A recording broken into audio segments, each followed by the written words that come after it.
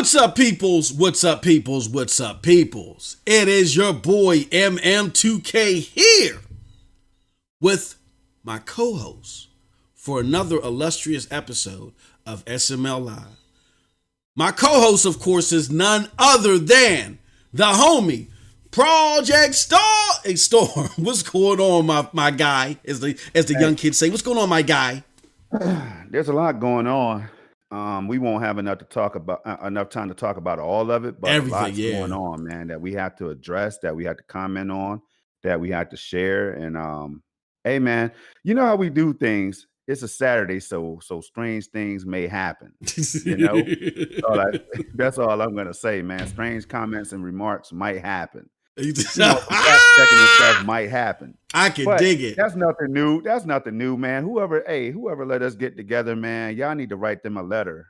And right, who's responsible for us connecting in the first day? I don't know. The stores aligned for the wrong reasons that day, bro. In the wrong. But we gonna do the damn thing though. Hey, feeling real good. It's Saturday, man. Been doing a lot of gaming. Yeah. I love me some Stadia. Love me some Stadia. Love me some gaming, man. And that's it, man. I'm not gonna hold back. I'm not gonna hold my tongue, man. I've been trying to. Do you think? Hey, let me ask you something. Do you think that I have a problem, man? Like voicing my opinion and some of the things that's facts. You think I'm overdoing it at all, bro? Before we get started, I think you're over the top, but you're over the top. Not too far enough to be my psychiatrist. You know what I'm saying? Okay. Like Clive is my spiritual advisor, but when he can't come through, then I got to sit on the couch with Storm. No, brother, you look, man. I look at it like this. In all seriousness, you have an enthusiasm that is like contagious, but that enthusiasm is built off of an ability to foresee things and connect dots that the average person, including myself, just can't do. And people just ain't gonna get that. You know what I mean? You know, what we always talk about, Storm, being what? Self-aware. I'm self-aware of the contagious nature of your enthusiasm and your ability to pinpoint things that may still be foggy to everybody else. And I'm like to myself, like, ooh, I want to be around that. You know what I'm saying? And that's why the stars align. Part of the reason why the stars align the way that they did and why, you know, Storm and MM2K be rocking out the way that we do. You got to know your shortcomings in order for you to even boost up your greatest attributes. You know what I mean? So that's how I look at it. I don't think you go overboard. I don't think you go overboard. Cool. You know, well, with that being said, hey, yo, but that might all change today, though, right? Let's go, then. You know what I'm saying? Let's go. That might all change today. Hey, yo, can you shout out the chat real quick? Hey, yo, first of all, let's go with Oscar G first, man. Hey, yo, Storm, talk your talk, man. Hey, Oscar, because of you, that's what I'm going to do, man. I got to keep it real. Everybody's out here keeping it real. I mean, they're out here seeing things from their different perspectives and everything, man. Like, we respect that. Absolutely. All I ask is that people respect our respectives. Absolutely. Respectives and perspectives. Respectives is a new word, y'all. I drop a new word just like MM2K every damn show. But all jokes aside, let's get into the A. Show some love to this chat, man. Stadia Universe was first. Yo. Yeah, you first until Alex Stadia Universe. What's going on, Shout out baby? to Alex Kazan, man. Well, I hope everything's good. He's out there, you know, serving the country and doing what he does. Oh, yeah. Shout out to Alan, man. Yeah, man. Hey, Victor Del Maestro. Hiya. All right. Ray Sherrod coming in with the eyes. You don't know what the hell he's up to. He's just like a ninja. You know what I'm saying? What was the name of that ninja movie back in the day? American Ninja? Something American like that? Ninja, yeah. Yeah, Ray. with a purple suit on. A purple Luna suit. Trying to infiltrate, man. Ray. I gotta watch my brother Ray, man. Ray, you just never know what Ray is gonna do, man. He blew the TV up, MM2K. I mean, he went after the biggest hater of all times. And slayed him. If you ask me, he slayed him. We got Dave Whitnell in the building. All right. Wolak, what's going down? Wolak, what's up? Best homie.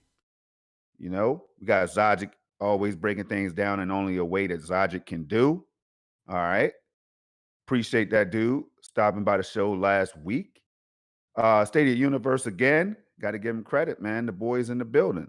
Charles Aran, right here. Hey guys, letting us know that he's always here in everybody's chat at any given time. What's up, Charles? Dr. Spaceman. Dr. Spaceman. Do I have to say anything else? Check out the name, man. Hey, yo. He's letting you know what type of level he's on. Hey, bro. Come on, man. Dr. Spaceman killed it, bro. MM2K was having his technical difficulties. Y'all remember that? Yeah. Dr. Spaceman killed it though, man, in my absence, bro. But shout out to you, man. Keep doing the damn thing, bro. And your channel, man. Is Dr. Spaceman, are you a mod? If you're not a mod, shame on me. Where's Dr. Spaceman at? Oh, he ain't a mod. Man. Shame on me. Hey, Storm, don't fire me, man. You got to do better, man. Don't fire me. You started this whole mod thing. See, people don't know that. See, you coach me.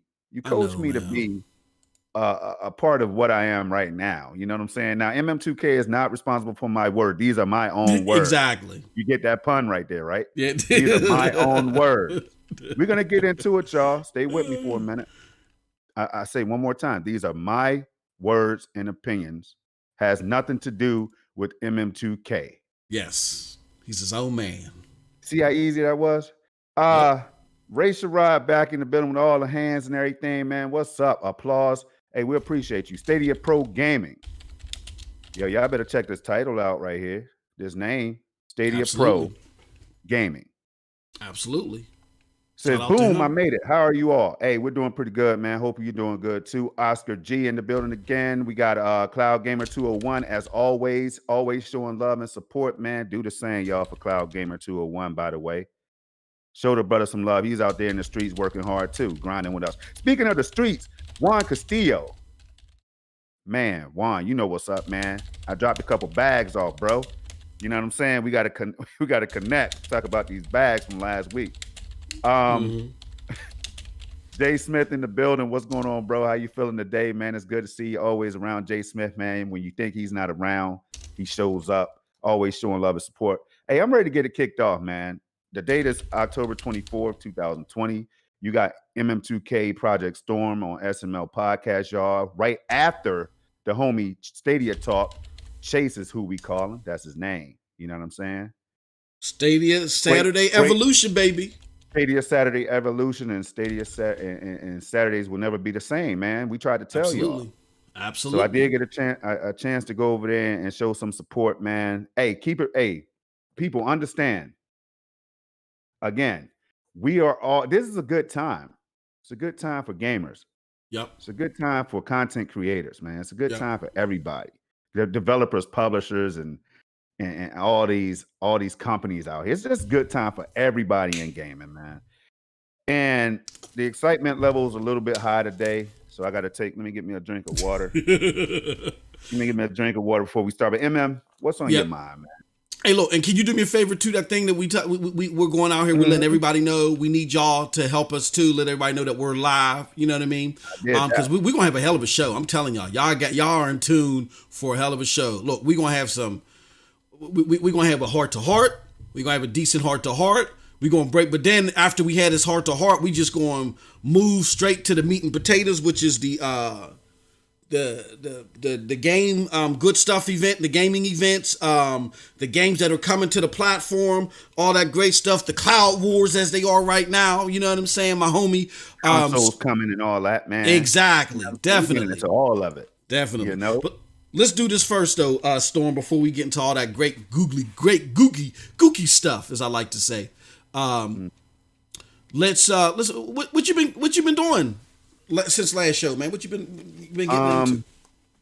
You know what? I've been connected with a lot of new people, man, and the followers keep on going up. You know, the subs keep on going up. Shout out to y'all. I appreciate each and every one of y'all, especially you, MM, for showing love and support, man, and trying to motivate me to do this thing. Understanding that I have a voice just like so many of you all out there. You know what I mean? Hey, let your voice shine. That's all I can say, man. Like, you're thinking about it, don't sit in the corner. You know, you were blessed with a voice. Hey, speak it out there. And with that being said, it doesn't matter who you are, man. As you see, we have conversation with everybody, man. Amonor, hopefully he's good. Hopefully he stops by. But that's a perfect example right there. Eminor comes by, he shares his thoughts on PlayStation and Xbox, which he should, very well should. That has something to do with gaming. And Microsoft and Sony both are dabbling into cloud gaming. So Eminor has a place to be here. So it's this is why I don't have a problem doing this at all. Everybody can't come up here on the microphone with MM2K, man. You know what I'm saying? Yeah. Some people might just flat out refuse to do so. I can't blame them. I can't blame them. That's the same thing my family does. At the end of the day, man, the brother keeps it real, man. It's the reason why the subs keep going up. Congrats on that, man. I appreciate it, man. I know you're not looking at the numbers and all that because that's not why you do it, but the love is being, given, man. It's being reciprocated at the same time. So we're gonna. I've been playing a lot of games, man. A lot of games, and I'm happy that I'm able to do so, especially when it comes to the fact that Stadia as a platform is delivering all these ways for us to experience gaming.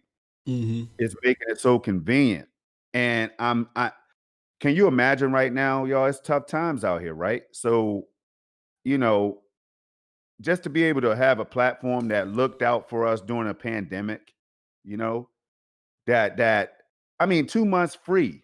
Y'all know what I'm talking about. During a pandemic, man. Now, we don't have to get too far into that. You all know the effects of this whole thing. You're seeing it, how it's affecting lives and this hardware that we love and all this stuff, man. Stadia came through. So that's one thing I wanted to highlight today. They came through at a time when others wasn't really stepping up like that and delivered. So, with that being said, it's only right that I go and play all these games, man. I'm talking about indies. I'm talking about FPS and whatever genre it is. I feel so good. I don't feel obligated to drop the content that I drop, but it makes it easier for me to do so. So, as you know, I will call out some games because I keep saying, man, I play every damn thing. I'm gonna call out a few today. Immortals, Phoenix, Rising. Have you ever heard of that demo? That game? I think I vaguely heard about that one. I may have vaguely heard about that one. Okay, I think it's dope. So, chat, if you can, from 1 to 10. We're going to do our best IGN today, y'all. You know what I'm saying? From 1 to 10. What would y'all give Immortals, Phoenix, Rising demo? You could drop that score at any given time. Think about it as you listen to what we had to spit today. But my score right now at the bat, I'm giving it a 10. It's exclusive. It's not 100% perfect now. It's not 100%, but it's not the finished product either. Even if it is the finished product, people are enjoying it. There's so many hidden things in that demo alone. Am I jumping the gun? I don't want to jump the gun. Don't let me jump the gun. No, man. You good. No, you good. Hey, look, that demo right there just did something. It throughout all the chaos that's going on out there in the Twitterverse and on social media and other sites, media sites and things like that. It's a lot going on right now. Yeah. And I will say this briefly. Stadia has been taking a lot of heat since before it launched, right?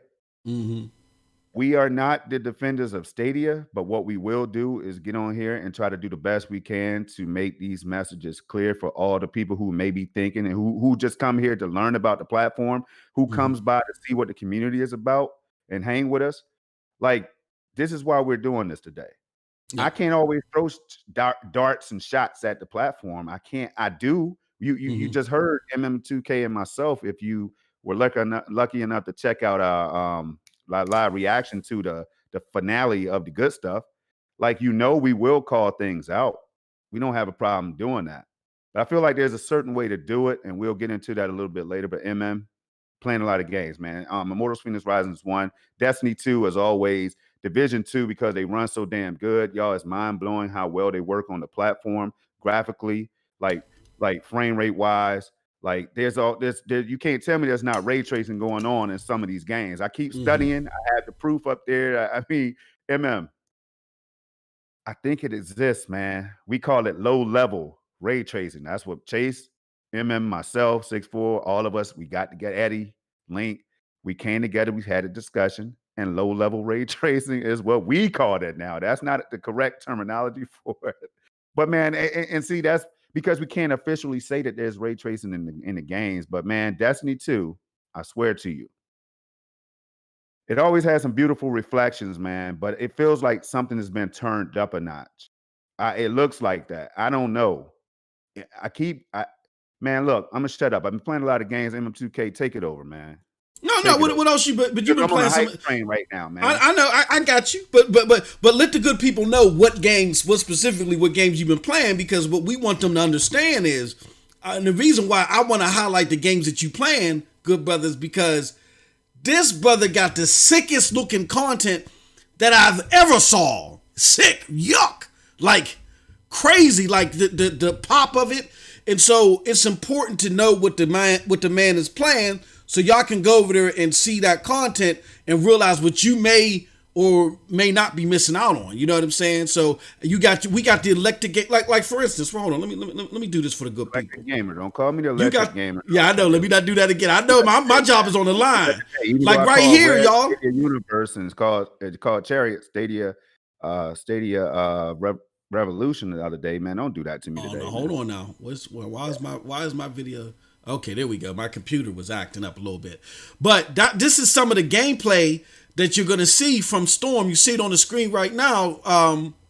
His mix. He got his electric gaming mix and some Fetal's God. Here it is. Immortals Phoenix Rise. Yeah, there you go. Immortals Phoenix Rising. And yo, I spoke about that game this morning. I was on the phone with my brother, and while I was talking to him about the game, I said the name right. I said, my homie Storm that I do the show with. I said, he always gets on me because I'm always butchering stuff. I said, he gonna be proud of me today. Here I call it Fetal Immortals. Immortals Rise. Hey, you know what though? Hey man, people know what you're talking about. That's the best part. Yeah, that's the thing. It got enough buzz. At least people know that to look past my old man ways. They know what I'm talking about. But no, like you see this right here. This gameplay here. Look, I'm not even doing it justice. Let me bring it here. Look at that gameplay. That gameplay is crisp. I just wanted to highlight what you was playing, so the people know what, they can go and get some eye candy on when they come to the Projekt Storm channel. But no, that's all gravy. I've been playing a little bit of what you see on the screen.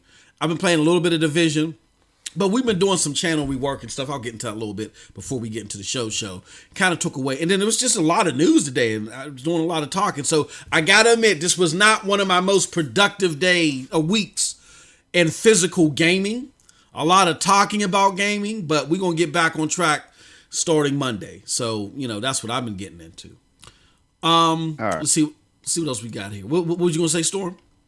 No, I was going to say, man, right here, just looking at this gameplay, man, just see, I see the scores out here and I appreciate everybody. See, that was fun. You see that interaction right there? The chat is dope, Mm-hmm. Yep. And there's a 6 and a 6.5. And I bet you I know why. I don't disagree with your scores. If you feel like that's for some people. Your opinion is your opinion. Yep. Some people, the frame rate might not be locked at 60 or whatever the case is. Other things, yeah. So I respect all these scores and I thank y'all for dropping them. But for me, the game is the demo is just, there's so much to it.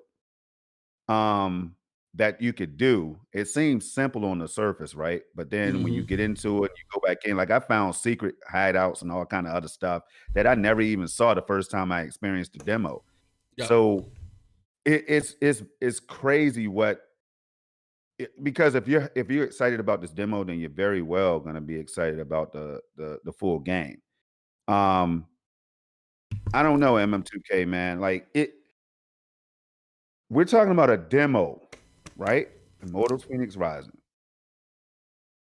We're talking about a brand new IP.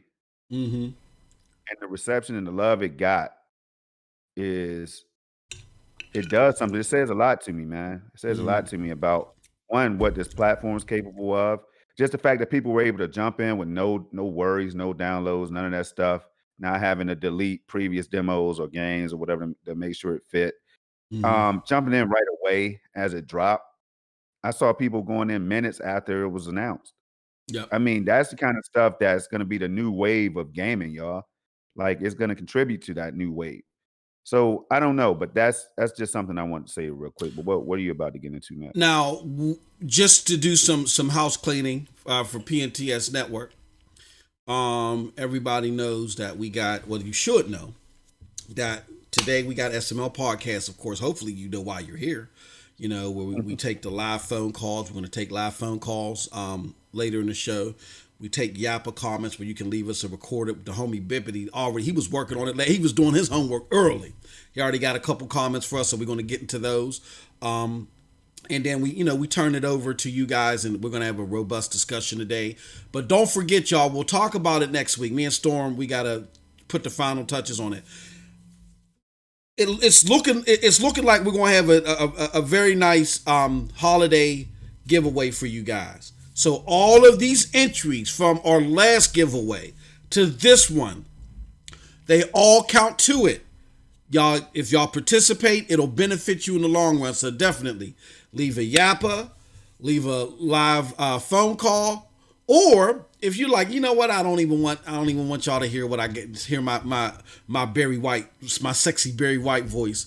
If you're part of the Discord, you can leave us a comment in the Stadia War Room. That'll count towards it too, like our good friend Dustin likes to do. Okay, so we got flavor for everybody. Also tomorrow we got the illustrious cast of the Yin Meets Yang of Gaming podcast that features the good homie Projekt Storm and Snow Bunny of PNTS Network, where they talk about everything gaming. The technical side comes from Storm. The just overjoyous Nintendo Switch and a plethora of other gaming styles comes from Bunny, and it's where the opposites attract. You definitely want to catch that.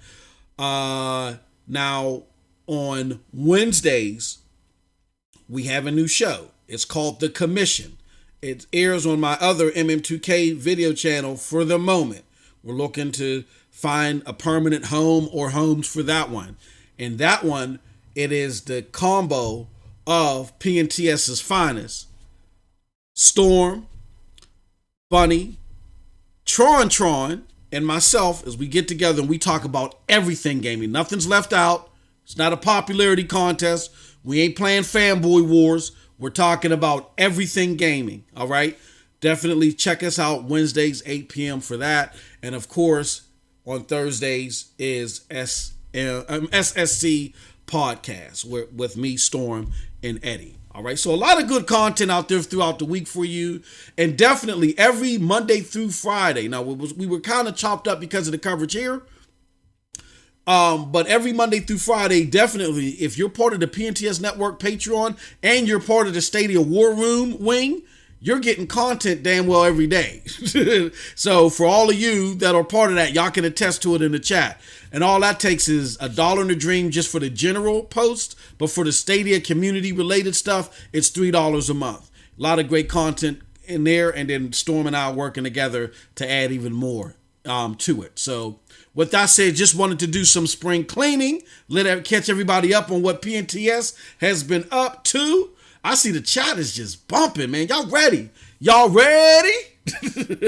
Are you ready? We got Eddie in the house too. I see Ashley shouting out Eddie. We got the homie Cold Blood Sensei in the house. Who else we got in here? We got Ray. Oh, we got Ashes up in here. I'm waiting for that Luna. Waiting for the Luna breakdown. You know what I'm saying? That's who I'm gonna be going to first. Just to let y'all know. Stay tuned to Ashes. Ashes, you might want to drop that if you're gonna be doing it on Twitch, man. You might want to drop that for me and the people, because as soon as you do something, I want to be right there. The homie 706 Gamer is in the house. Hey, 706. That's my brother Noah. Noah, you talking about a gamer? Like, I don't know nobody next to Storm that plays as many games as Storm and Noah. Those are the two most gamingest mugs on this side of the East Atlantic. My brother Noah don't play. Hey, Noah, we're going to have a heart-to-heart discussion pretty soon with the community. I need you here, at least in the chat. I might even need you to call in. And we're going to have a frank and honest discussion about the Stadia community. And I think like a veil that we have over us that we need lifted off. use someone outside of the community that's been very critical. I think you will appreciate this conversation, and you can chime in. So I definitely want you to call in if you can, good brother, because I ain't heard from you in a long time either, personally. Call in and give your thoughts and give your honest thoughts. We need to do that, Storm. We kind of talked about it, right? Yeah, we got to do it. I just misspelled that typo. Forgive the typo, but you know what I meant. That's all right, man. The homie 706 Gamer, man. And definitely check out his channel too, man. I'm telling you, between him and Storm, I don't know nobody. A 706 used to call me 5 o'clock in the morning, and be like, yo, Mars, you ready to game? I'll be like, man, I'm still wiping the crust out of my eyes. That's before I had to get up at 2 in the morning. I'm like, all right, no. You gotta step that gaming up, man. Yeah, Ain't nobody doing it like 706. If you're out here, you're making this content, you're enjoying the platform, why don't you just put some gaming, add some gaming to that regimen? Exactly, bro. Shout out to 706, man. I think you're gonna appreciate this part of the conversation. Which, Storm, damn it, we might as well get into it, brother. You think they ready? You think they ready for this, man? I think they're always ready. They were born ready. All right. So, and just to give you guys, because Storm gets on me for this, and this is a great point. Just so you guys are aware of just some of the stuff, because we let the show take us. It's organic. It's electric. We let it just take us where it's going to take us. Where electricity and the cloud is going to take us. We got a community message that we're going to talk about. We got a lifting off the veil moment that I want to get into with Storm. Then we're going to talk about the good stuff event. The good moves, the miscues, how it landed, all that other stuff. Then we're going to talk deeper into the demos. Homie 706 said he gives that Mortals Phoenix Rising demo a 10 out of 10. That's bonkers. And then we're going to talk a little bit more about how it landed in particular. And then we're going to close out with the Cloud War. So if we can get all of that and take your comments, because we definitely got to take your comments this time around. More so than ever, because this is going to be a big episode. We will be doing all that. All right, Storm, let's get into it, man. So here's the deal. People. We had a controversy. Now, and again, I'm speaking for myself. I'm not speaking for Storm, but Storm will speak for herself because he's here and he's a grown-ass man and he can do it himself. But speaking for me personally, there was a controversy with somebody part of Stadia. I don't want to get in too much detail because it was an idiotic bonehead comment that was made. That's not even central to the mind state of Google. But somebody from Google that is of a higher status said something that was idiotic and bonehead, and everybody knows what it was, right? My position on it was that I know it got traction. It got a lot of traction. I knew people were going to be talking about it, not necessarily for a long time, but for a lot, because there was really no other news bubbling at the moment, and it got some play from some very high profile people. With that said, I looked at it as we got bigger fish to fry. We got to take a look at this good stuff event. We got to break down the analysis, because really the ramifications of how well it didn't land, the good stuff, is going to have longer ramification on what Stadia is going to do than just this water cooler topic. And yes, I said water cooler because you can have a big blown out water cooler topic, right? And I get a sentiment in a lot of the community profoundly is, this is going to have deep-rooted, long-lasting ramifications, right? And I was confused. I went through various states of emotion about this. I'm going to be honest with you, Storm. My first emotion was I was confused. Huh? This? Now, if Stadia came out and said, we support this, then yeah. This is going to really like chew at the mind share for a long time. But if they come out and deny this, and the denial was widespread, which it was, then this is going to get a lot of buzz from a lot of people, but it's going to be short and temporary, and then we'll be able to roll off our sleeves and continue at the status quo, right? For the most part. Of course, anytime anything comes out, you have the potential for somebody or a few people to say, you know what, now I'm done. This is it. You know what I'm saying? Stadia ain't sending me a box of bonbons every month. I'm done. You got the potential for anything to dismay anybody, right? But I'm saying long-term and systemic. I was confused.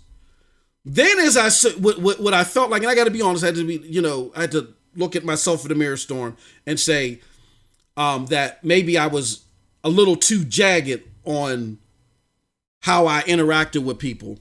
When I saw people like, this is going to be the end. It felt like that somebody was trying to javelin an event and create a long systemic event opposed to it being there. And then lastly, as I reflected on this and talked to some people and they gave me some paramount things that I'm about to share with you guys, I then realized that the vast majority, I'm not going to speak for all, but I will say the vast majority of the sentiment of the doom and gloom that came from this was based off of genuine feeling, even though I still believe it's false. And why do I say it's false? Because, in short, based off of the knowledge that I'm about to share with you guys, like data, not me sitting on a soapbox, data I'm about to share with you guys, this community right now is too shell-shocked. And what I mean by that, Storm, is that we've been so beat up by so much false stuff, and it's gotten to the point to where the hardcore, the mainstream media, gaming media, and the hardcore, daddy device elitists have painted a picture of Stadia that is so false, so off base, but so accepted by people within that bubble. And we've been fighting so hard against it that sometimes during the fight you get weary. I get it, you get tired. And you start losing the fight. And so then every time something happens, then you're like, oh, Stadia, how did you let this happen again? Or, oh, this is it. Because people we're shell-shocked. Now, the reason why I say I'm shell-shocked y'all are shell-shocked based off of this is because I am here to attest to it.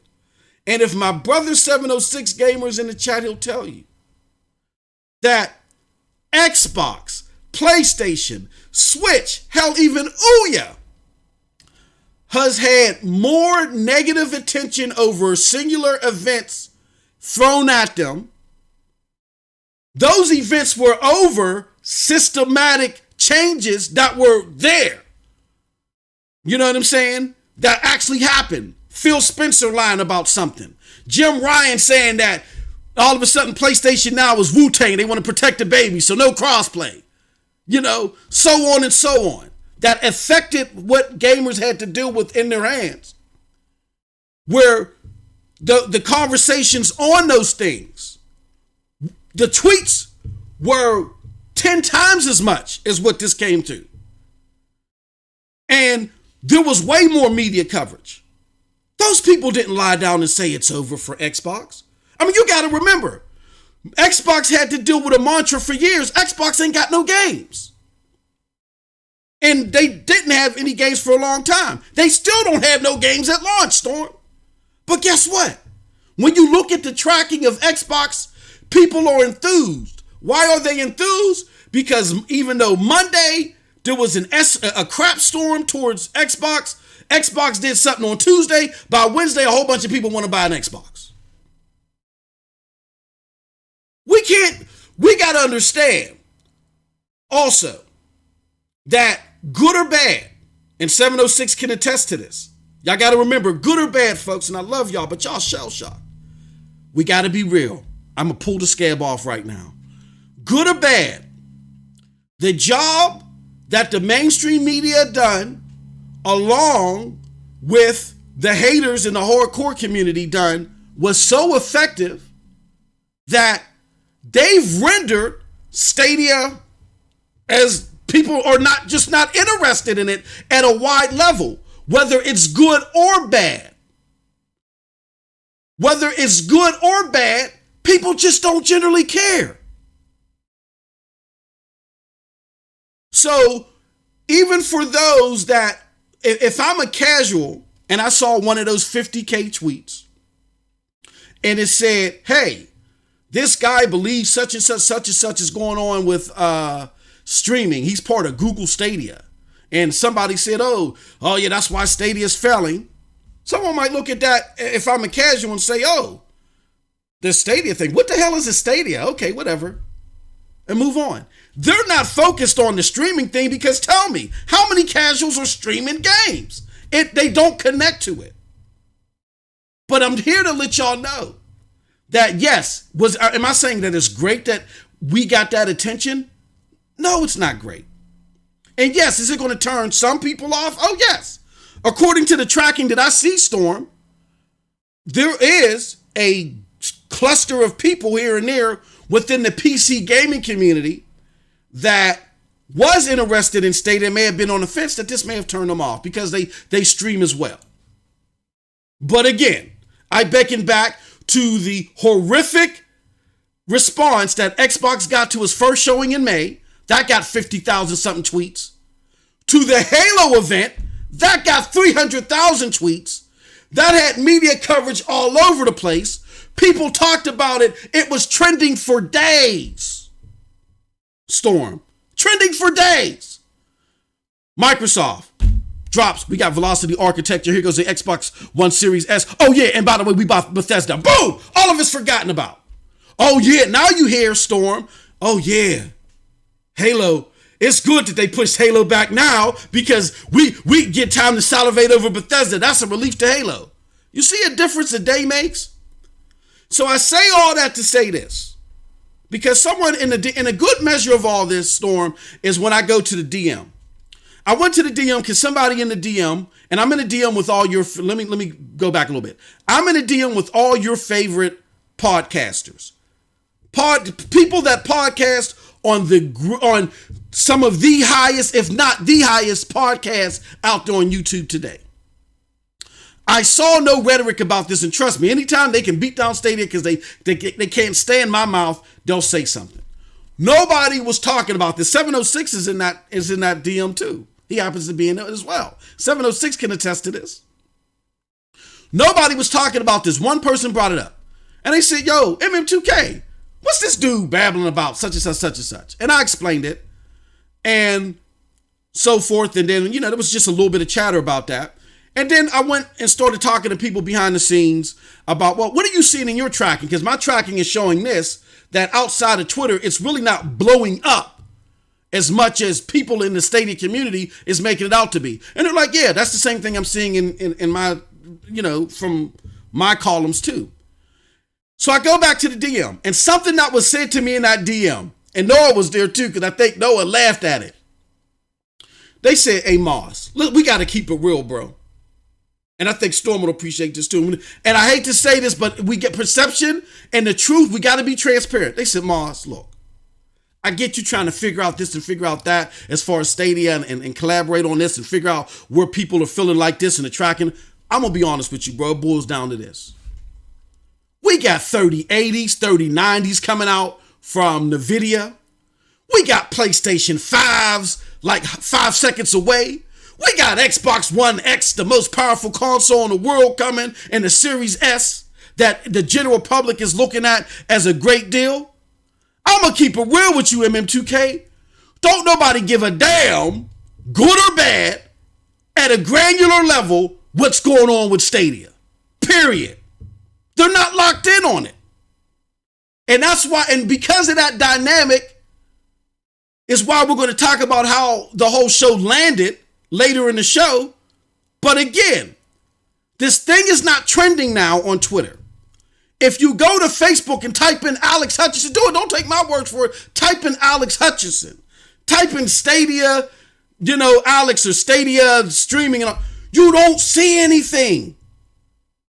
Go check out the news media articles. Look at them all. Check out the tracking.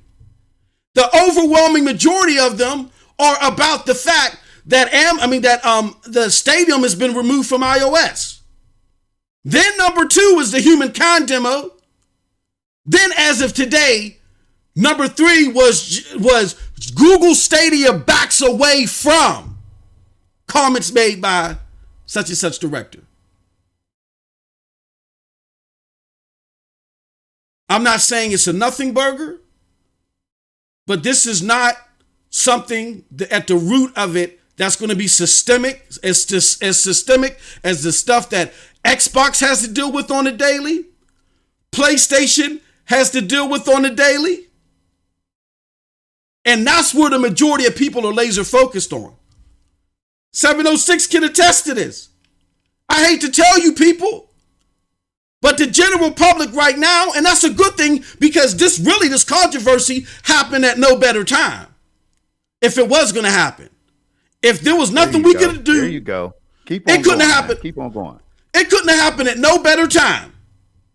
Now, if this was 4 months earlier or at a time that Stadia was really hustling and bustling with the community as a whole, then oh yeah, it would have had more legs. But again, as a wise person told me in that DM, and some of the six said, wise? He probably said why, because he know who it is. People, we got 3080s dropping. They got 3090s dropping. The PlayStation 5, everybody's googly eyed about that, about the PlayStation 5 box. The Xbox Series X, the most powerful console, is dropping. Ain't nobody sticking to nothing about Stadia outside of us in this community. Now, does it have to remain that way? No, it can't remain that way in order for Stadia to see success. And we'll talk about that later. But again, y'all are shell shocked. And the final thing I'm going to say before I turn it over to my homie Storm is that if y'all are this shell shocked now, y'all don't want Stadia on the main stage. Y'all not ready. You're not ready. I got people like my homie J Dubs, Porter Rock, Jay Bari, who are the mastermind. 706 know what I'm talking about. The mastermind of the Xbox hate that makes it to IGN.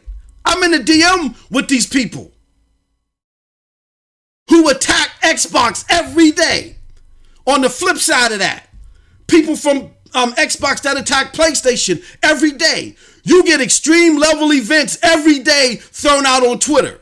And no, they may not reach 50,000 tweets, but they have had on days had an apex way higher than 50,000 and something that's trending 5,000-10,000 every day. Negative here, negative this. And it just rolls right off their back. Y'all are not ready for what happens once you get on the main stage. And what I say to y'all is y'all better count your lucky stars that Stadia is not trying to get on the main stage. Because I see y'all having heart palpitations and clutching your chest like Fred Sanford the moment they do. Wow. So take this as an eye-opening moment. Y'all gotta get tougher. You do. That's why 706 Gamer put LOL out there. And he put facts. Bro was in the thing with me. Y'all ain't ready for this. And that was part of my frustration, Storm. But I had to realize I've been in these trenches for 3 years. So it's become second nature for me. A lot of y'all haven't. And what y'all don't understand is y'all create this echo chamber of something that ain't nobody else paying attention to. But the echo chamber keeps getting louder and louder. Then finally, a memecast boy or a rich review tech does say, ooh, I can make a video off of that for clicks. Y'all create your own controversy. Now, I'm not saying that was the case here, but as far as it being long lasting, it'll last long if we keep talking about it. Don't believe me? Go to Twitter right now and just type in the word Stadia. Scroll down and look at the responses from the last 24 hours. 90% of the responses from the last 24 hours that are talking about what that guy said, guess where they came from? Guess where they came from? They're coming from us. Woo. No, you didn't drop that. I've been on Facebook, I've been everywhere, checking, tracking everything. Y'all create your own systemic controversy. Now, Alex created the controversy himself, and it did get blown up. But as far as things being systemic, this community creates it on its own. I'm not saying these aren't things to be concerned about or think about or whatever. I don't like the fact that Stadia's or Google's social media policy is this lackadaisical where something like this could happen. So it's something that's, that portion of it is worth addressing. But this Chicken Little, the sky's falling down type thing just shows how much longer we got to grow as a community. And I'm not saying that to be bad because it doesn't mean we have to be stuck here. But you got to be self-aware. Y'all just don't get it. Y'all ain't ready for the field. Y'all are not ready. You're not ready. So again, understand that the majority of the consumer base that even saw this, that may have not even liked what Alex said, they ain't thinking about no Stadia right now. Stadia's not even on the radar. 3080s, 3090s, Xbox Series X's, PlayStations, all that stuff is consuming their minds gaming-wise. You keep forgetting about AMD, man. Don't forget about AMD. Well, yeah, I guess AMD too. Yeah, I guess. And look, and the guy, saying, man, don't forget about it. Yeah, you're right. And AMD's dropping some stuff too. That's what's predominating the mindshare space. That's the word I wanted to use, Storm. What's predominating the mindshare space, the stuff that sticks with the average consumer, gaming consumer, are those things, not Stadia. Stadia's not even on the radar, even if it's negative. Whether it's good or not, Stadia's not on the radar, and we're going to talk about that later because definitely Stadia has to start getting more and more on the radar. So I just wanted to have that community talk. I wanted to keep it real with you. I might start bringing some people from this the wider community to come. Me and Storm talked about this. I might bring J-Dubs on here to have her come into Jesus. I might bring Noah on here. I need Noah to call in later too. They ain't thinking about it, y'all. It is us that because we're so shell-shocked, we're creating this echo chamber that's cutting off our nose to spite our face, period.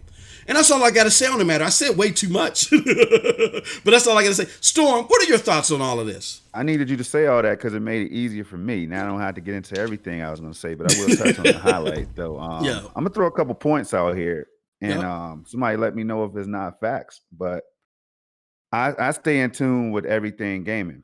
And you definitely hit it on the head when you said that, when you implied that some of us may be doing more harm than good by dropping some of this stuff and regurgitating some of it, right? Now, I once posed the question, I think it was a question of the generation. If Stadia dies, who killed it? Woo. If Stadia does indeed die, y'all, who killed it? Yep. So you only have to worry about Yang Ye, Yang Ye and Rich from ViewTech and other people. They don't have to worry about putting that work in because some of us in-house are going to continue to put the work in for the people that may not even known or have even thought about it twice. And then all of a sudden, we think we're doing something good, but it could be a little detrimental at the same time. Yep. So that right there is something that the first thing I wanted to throw out. The second thing I wanted to throw out at MM2K. Remember Phil Spencer? Anybody know Phil Spencer? You know Phil Spencer? That guy? I heard of him before. Phil has always been a cool dude to me, man. I like his personality. I like the, you know what I'm saying? I like the way he handles conversations and stuff. He talks to the gamers and all that, right? He's not arrogant. He doesn't come across as that type of dude. This is just all opinionated by myself, right? My opinions. But Phil, people was pushing for him to get fired, MM2K. Yeah. Yep. Including me. I even said it live on air, man. Get him out of here. Once I saw Craig the Brood and all that, man, get him out of here, man. He don't tired of it. I got an Xbox One X, man. I'm in the ecosystem. I need it. Yo. So I fell victim to the train, man. I caught that train thinking I was about to go downtown Philly or something. Yep. And I went a whole nother direction in the woods, man. But I can tell you right now, y'all remember this. Phil Spencer, people were asking for him to be fired. Yep. Great point. As the ZeniMax deal dropped. Woo! Phil, I always liked you. I knew you were the savior. You my dog. I'm gonna have your babies if you're on the female side of things and all that, man. A lot of stuff was being said with the people that I rock with. Yes. You know what I'm saying? A lot of stuff was being said. They was happy. Yes. Now you see Major Nelson out here with the Fallout 4 avatar and all that, and he should, because that was a big move. That's a move that saved. It didn't save Xbox, because Xbox was going to be around regardless. But they're gonna make their money. They're gonna make their money. Yeah, you know what I'm saying. But it shed a huge positive light on the Xbox as a brand. Yep. That right there, those are the moves that we had to keep in mind, because I'm over here now saying, Google, they got that bag. They need to go ahead and use that bag, man. They need to go have a conversation with Activision. And I got a little bit of I don't know if money needs to be. And so it's kind of like, what picture are we looking at? What picture are we really looking at? What world are we living in that we don't understand that it's about to get cutthroat out here? It has been for a while. So Luna's out here. They're throwing their subliminal shots and everything at Stadia, and some of them just quite apparent if you look at them, right? Yep. They are here trying to make moves. They don't care. They're stealing playbooks and all that. And shout out to Luna. Yep. I put my early access invitation. Hey, Storm, hold on real quick. Are you saying Luna's out here like the New England Patriots? They stealing playbooks? Come on, man. Luna's sitting back. They might have been a lion in the staring game, man. This is my opinions, man. Y'all know I had fun, man. You know what I'm saying? At the end of the day, I'm over there checking Ash's his gameplay out and things like that, man. I'm a gamer at heart, but I just like to remind people how they sound sometimes, including myself, because I've been victim of it. I mean, I've been guilty of it. But sometimes we say things not realizing that it's going to come with ramifications later on. You know what I'm saying? So I've been trying my hardest to think twice before I hit that tweet button or whatever, but before I get on the podcast with you, and we're celebrating and we're feeling good right now, and we're high on gaming and all that, right? Yep. But what happens after the show? Yep. You know what I'm saying? Have I rubbed somebody the wrong way, so to speak or whatever? I don't know. So these are all things that I try to think about at the same time. I'm still going to keep it factual, and I'm going to keep it real. Hey, Jim Ryan on PlayStation side. People's pissed off. Lying Ryan. Facts, bro. Facts, Lying bro. Ryan. What they call it. All that blew over. Shiny ray tracing on Spider-Man. That's all it took. Part of it. Yep. You know what I mean? People getting their hands on the boxes right now. That kind of helped too. So I kept saying to people, yo, Stadia will be okay. They will get over all of this. The dude, Alex, just shared his opinion. Should he lose his job? I'm going to be one of the people to say probably not, but should he think? And I'm sure he learned his lesson. Should he think about it next time? Yes. Is that going to kill Stadia? No. Did it put Stadia in the spotlight? Yes. It was trending. So, you know what I'm saying? So at that point, it probably made some people say, what the hell is Stadia anyway, man? I heard Stadia dog trash. You know what I'm saying? All that, right? Yep. But let me go check out what it is. And then you know what they'll see? Immortals Phoenix Rising demo now available. What the hell? Yep. I didn't know that, y'all. Hey, Storm, perfect point. Real quick, I'm gonna let you. But when to that point, and I tested that theory last night as I was going through and checking all this data again for a fifth time to make sure that I wasn't crazy before we went live on air. I said, let me put in Stadia right now and see what pops up first. And God damn it, because it's Google and they own Google. God damn it. Got. Put the T on it, man. With the T. There you go. God damn it. The first thing that popped up was access to Stadia.com. And then the second thing was the link to the Phoenix Immortal Rising. I said, hot damn, here we go again. What was the link for? Phoenix, God damn it. Immortals.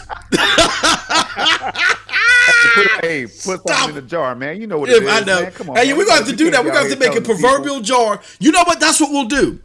Maybe we'll make a proverbial jar every time I screw up, and then once it gets to a certain level, we'll do a giveaway or something like that. How about that? I'm trying to get y'all a giveaway. Exactly. Yeah, exactly. Maybe we'll do that as the giveaway. November 15th is going to happen. Somebody have a first giveaway. But the first thing, Storm, that I did is I typed in Stadia. I acted like I was, new to the whole ordeal. I didn't know what was going on. And I typed in and I said, okay, if I'm on Twitter and I see that this is trending and I want to see more about Stadia, my first inclination is to do what? I'm going to go to Google. And when I type in, what is Stadia? Boom! Stadia.com. Boom! Now you can play Immortal Phoenix Rising demo. Those are the two first things that came out. And then again with the tracking, the whole thing about what the guy said, there weren't a plethora of websites covering what he said. So once you get outside of Twitter and you went to other sources to look at Stadia, you saw other things. Now you may have saw at number 3, again, like I said, that Stadium was pulled off. But then the other stuff was positive. Yeah, you might. And then this may have trickled at like 4 or 5. They dropped a video of Stadia, and they had a good experience with the Immortals Phoenix Rising.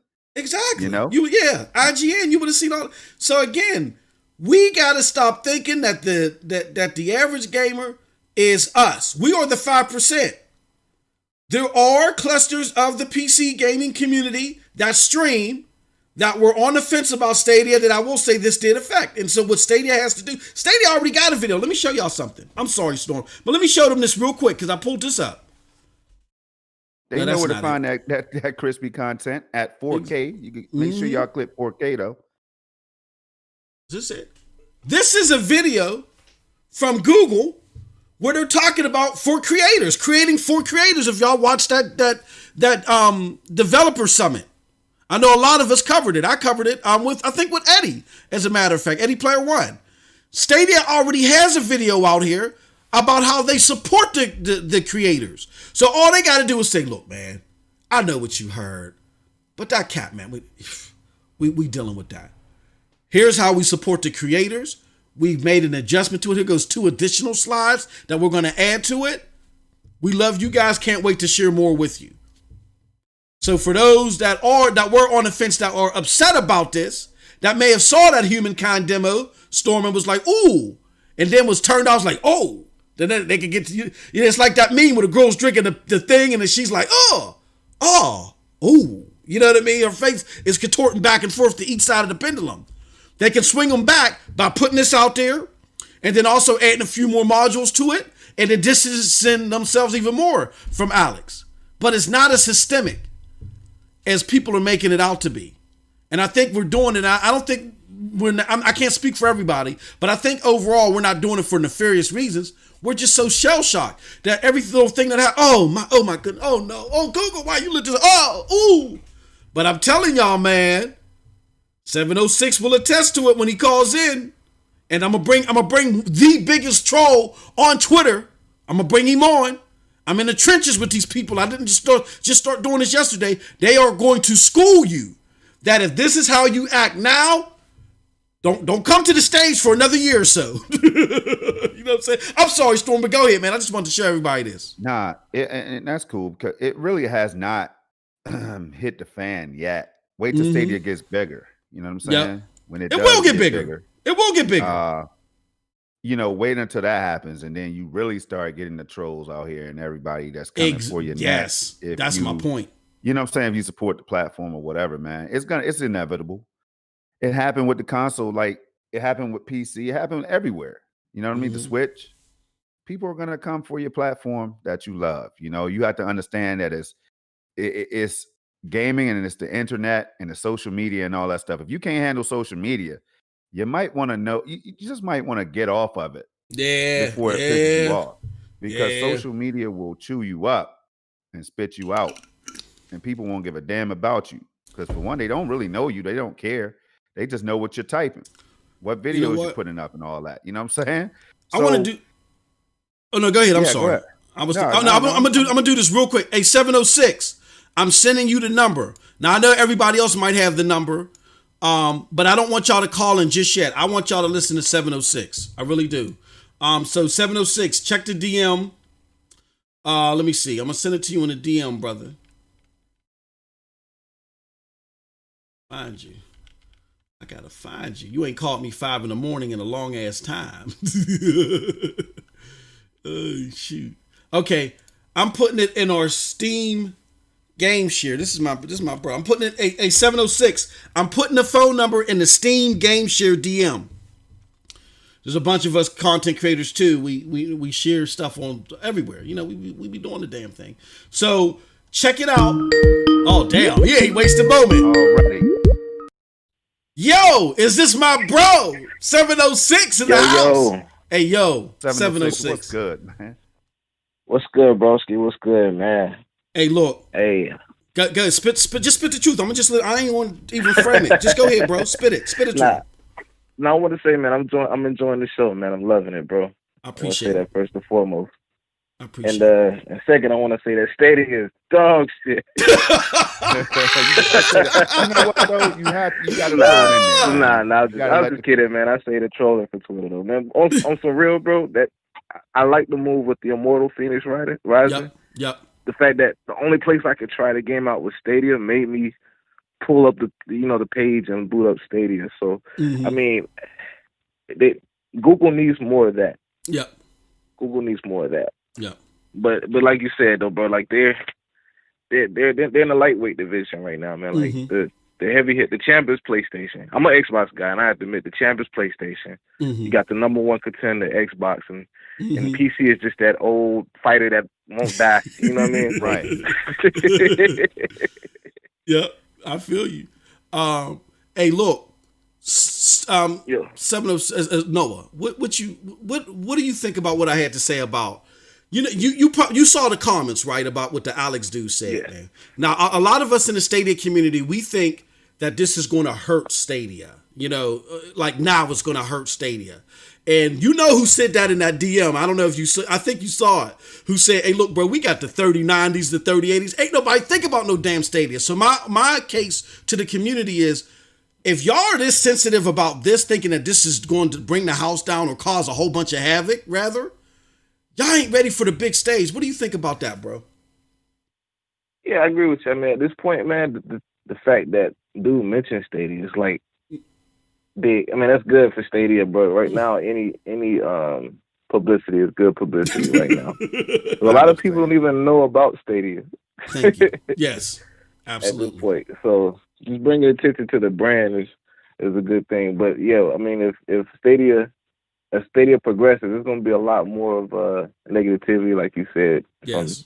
Especially from trolls like J-Dub and Puerto Rock, with the heavy hitters, dog. It's coming. It's coming, bro. And these mugs, they're not ready. I'm hearing stuff like, oh man, this is going to take months to fix. Oh man, this is really going to be bad, y'all. Like I don't even know. This overshadowed the Phoenix Immortal Rising demo or Immortals Phoenix. Even though Immortals is for a 7-day demo, but let me throw this at you, Noah. Immortals, even though it was dope, let's be real, it's not as widespread as we would like it to be, right? It's doing good, but it's not. Right. But the demo. Right. Why? Explain to the public, and me and you have never had a conversation about this. But again, me and you are in the trenches, so I know you know that I know, and I know that you know. Explain to the listeners right now why the demo ain't land as well as it could have been, and how it had nothing to do with what that dude said. Yeah, man, it's the marketing, bro. Like you gotta spread the word. Like I don't know, bro. Google should have hit some of the big time YouTubers and gave them an incentive to play and live stream the game or something, bro. Like I'm out here, bro. I'm out here telling people to try the game on Stadia. People won't give me the time of day. Like I'm not.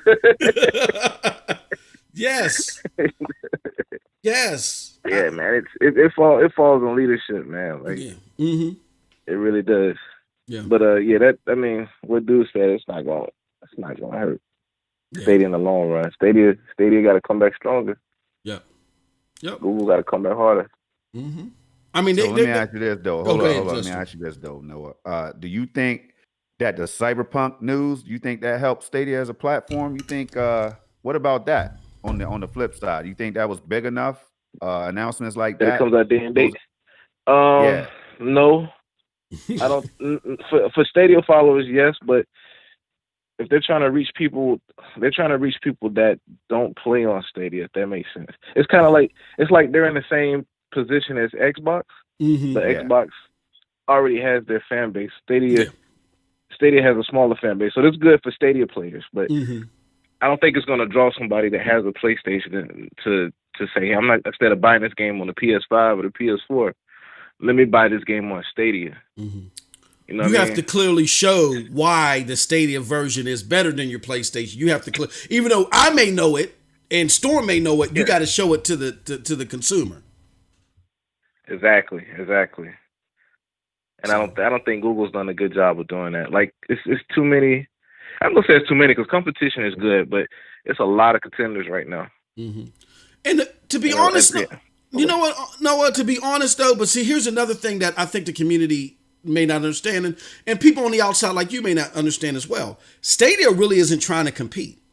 Like right now, they're trying to build their AI. Their head of gaming came out in March of last year and said, look, the first few years, people are going to look at this thing and be like, you know, I like it, or it's not for me.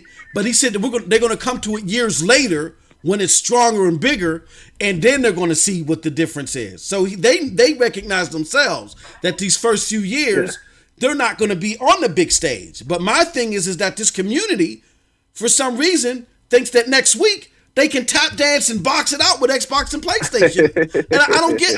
I mean, I'm having a hard time getting it. You may have a hard time getting it, but that's because we're in the trenches. You know what I mean? Yeah. If I mean, you know, if the guy said, you know, hey, this is the plan. You know, it's a 2 or 3 year plan. You know, trust in that plan because it's good that he has a level head and like, hey, you know, we're not contending with these guys. They're big right now, but we got some stuff coming that's really going to draw the attention of our fan base and our gamers and other gamers, and that's good. Yeah, you can't this stuff, bro. This stuff that we be popping up on, we be talking about on Twitter and stuff every day. Mm-hmm. Man, that stuff come and go, man. It's big news for 2 days, and then it's no longer it's not news anymore. You know, it's back to business as usual. So exactly. Yeah, don't let that stuff. Hey, Noah, 1 minute Greg. Remember that one episode when we was on Triple B? Greg was like, "Yeah, man, we got to fire Phil Spencer." 2 days later, they bought Bethesda. Phil Spencer, my baby daddy. Yeah, but and that's another thing, bro. Google and Microsoft, like they're in a whole nother league when it comes to having capital. But they could literally buy almost any other company in the or at least in the US when it comes to like gaming, long as that company is willing to be bought. So I mean, they have potential to really just change the dynamics of the gaming community at will. So that's, you know what I'm saying, you can't count that out. Yep. Hey, appreciate. Hey, Storm, any more thought? We're tapping into knowledge here. Noah, again, I'm appreciating. Is in the trenches. Any other questions, Storm, for Noah? Nah, that's all I have right now, you know. Hey, Noah, brother. I know. Oh, wait. I lied. I got one more. Hey, Noah, would you ever consider trying Stadia, or have you ever tried it before? Oh yeah. I tried Stadia. When they gave me the free trial, I was on it. I played Immortal like 2 days ago. I love it. I am disappointed that it's only 30 frames. I feel like looking at the Stadia specs, I wouldn't think it would have a problem running that game at 1080p 60. But it's still a fun game though. Yeah, I think they were worried about. I didn't catch that you had already tried it. My fault. Yeah, my fault. I think what they were worried about is the performance. Like they at the potential, Noah, that there could be a lot of people in there. They just said, hell with it. We're gonna lock this at a 30, and it's a clean 30. You know what I'm saying? It is. It's solid 30. Yeah, it is a solid 30. But hey, bro. And then it's also a pre-release too, so it might. Exactly. Yeah. So we don't know what build it is or whatever. You know. Thank you. Yeah, we gotta put that Stadia cap on, man. No, but Noah. Hey, bro, I appreciate you. You know, I love you, man. You know, we're gonna get into that gaming again, man. But let the people know, because so they don't think I just pulled you out of Walmart somewhere. Let the people know who you affiliated with and your channel and all that stuff, bro. I mean, I'm affiliated with the Broadband Bullets. We'll be rocking with Z. We be on that. Man, we be playing all our games almost every night, bro. Lately we've been on Gears 5. So if you good at Gears 5, you know what I'm saying, hit us up, boot up. My channel is 706 Gamer. And man, bro, great show, Moss. I love talking with you. Thanks for bringing me on, man. Hey, yo, me and Storm, we appreciate having you, good brother. And you know, we'll bring you back. Hey, look, we'll do something. Me, you, Storm, and J-Dub, the ultimate troll. We gotta have a coming to Jesus, man. You know what I'm saying? I'm here trying to let the community know the good stuff. You know what I'm saying? And they're not trying to hear it right now, so I had to bring it from somebody with even more knowledge than me that can probably explain it better than me. You know what I mean? So, but I appreciate you, good brother. Yeah. Hey, no problem, man. You take care, bro. All right, you too, man. Peace. Well, Storm. Well, what you think about that, bro?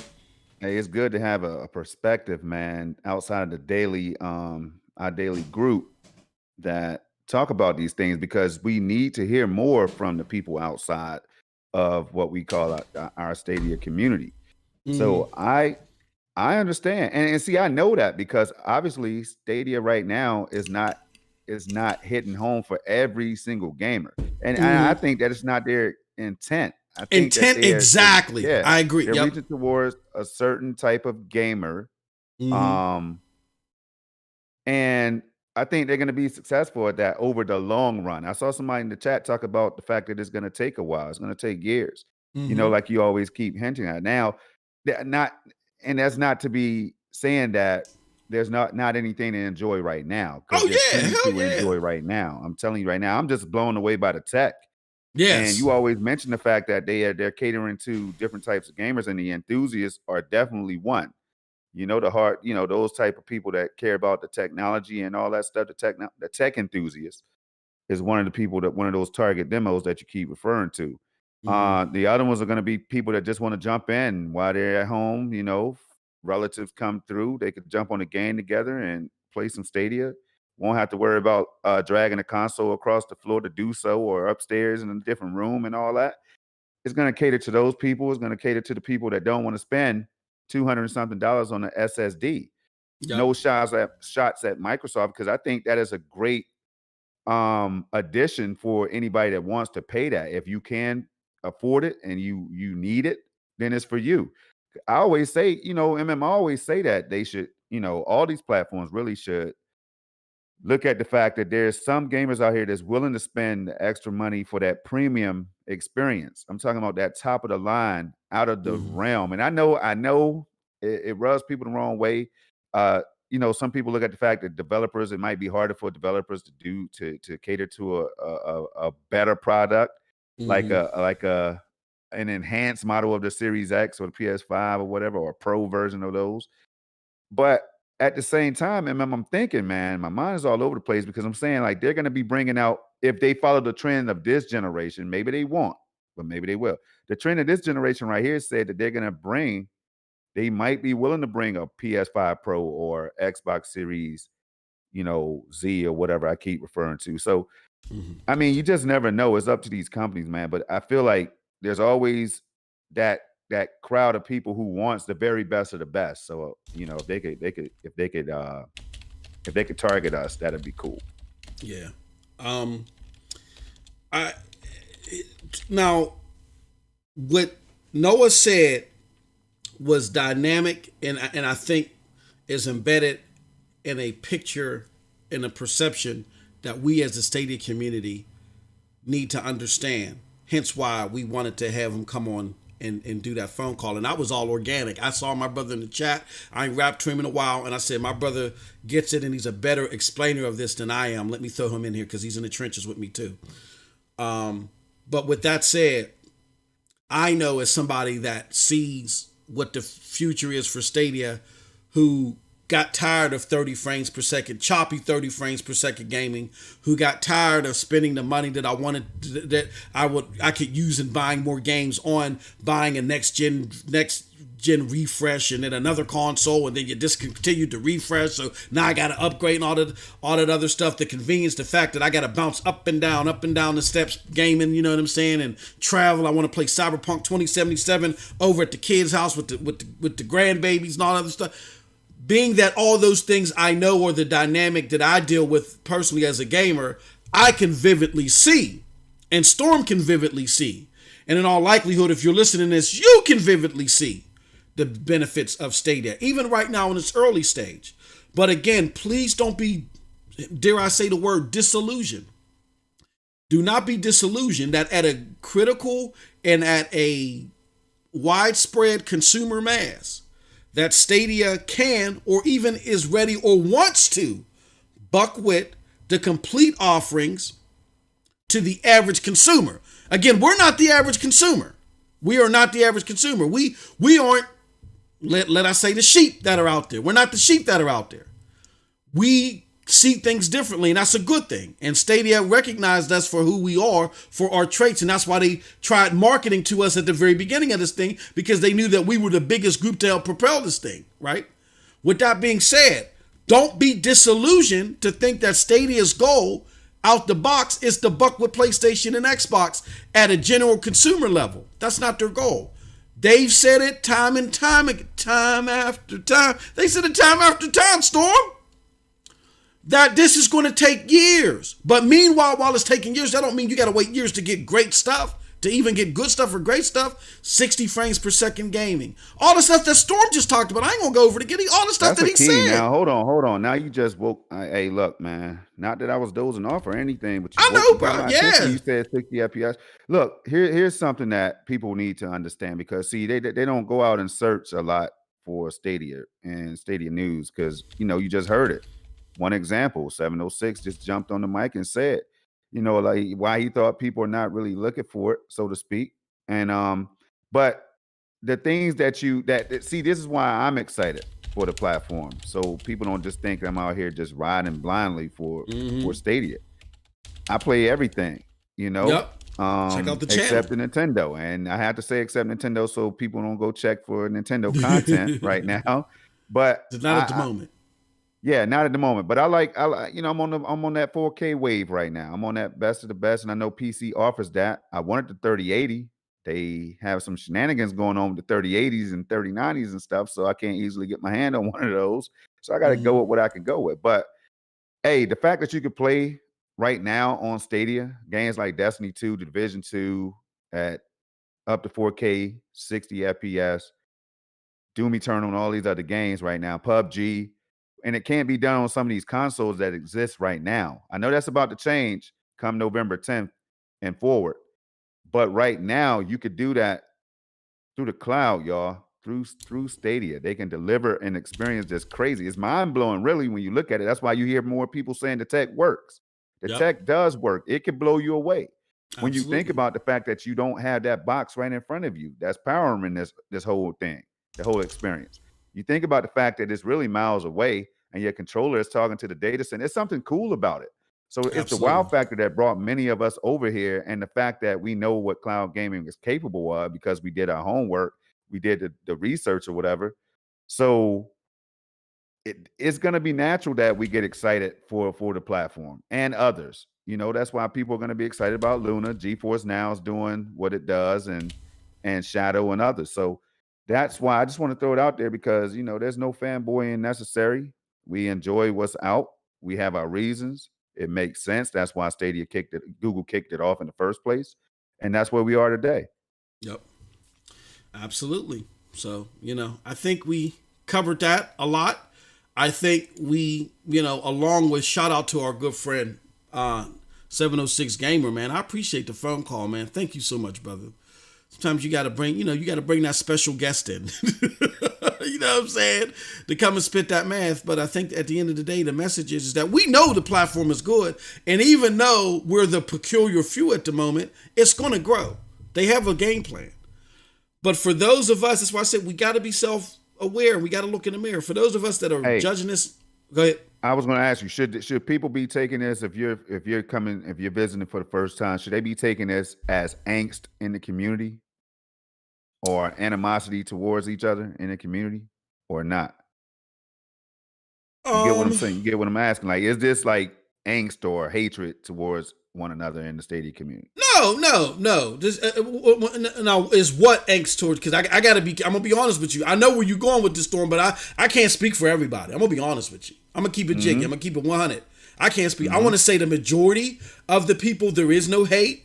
There is no angst. It's just people have their feelings. I think some feeling, you can't be wrong for your opinion, but I think when we speak in absolutes, despite some very critical facts and trends that apply here, I think we speak, our thoughts may be a little bit misguided, but I don't think the majority of the community has any ill will. I just think that because this community is new. This is our first time on the battlefield. The first 10 explosions might shock you, might shell shock you. It's going to take us some time to grow with the platform. But right now, I'm letting you know how the granddaddy platforms work: the PlayStation, the Xbox, and the Nintendo. This isn't what happened with Alex is an everyday occurrence. And this is not hate. This is not telling people, well, don't talk about this. Y'all talk about what y'all want to talk about.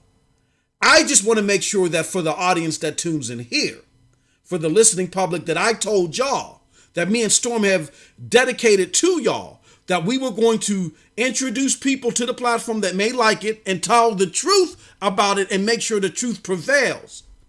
We're just making sure that, again, good or bad, the truth prevails. And I don't necessarily consider this bad, but what I want people to realize is that Stadia does not have the staying power in the general public's minds at the moment the way we think it does, good or bad. When Google comes out of the sea, and Google wants it that way, they basically put these demos out here for 3 days because they're concerned with capacity. If you just so ready for anybody and everybody to come, you don't do that. You just try, hey, look, we got these things right here. Come on. They're still testing the field. They had 3 demos. They wrapped some 5-minute videos around it to make them events. And overall, I think they did well. I think they could have done better. We'll talk about that later. I think they could have done better. I'm not saying the events were bad. I just think they could have done better. But they did that because they know that right now, as far as what they feel is acceptable for an infrastructure, the infrastructure is not at the point where they wanted that to be something that the general public is hopping on right now. As Noah 706 Gamer just alluded to, Google and Microsoft got a war chest that none of their competitors can touch, except for Amazon. You don't think that if they could buy a studio as big or as bigger than Bethesda, they wouldn't do it? Of course they could. They're just not there yet. That's not their goal. So y'all got to appreciate the platform for what it is right now, understand its growth, and pretty much salivating that. And if you're not comfortable with that, then you make a purchasing decision to go elsewhere.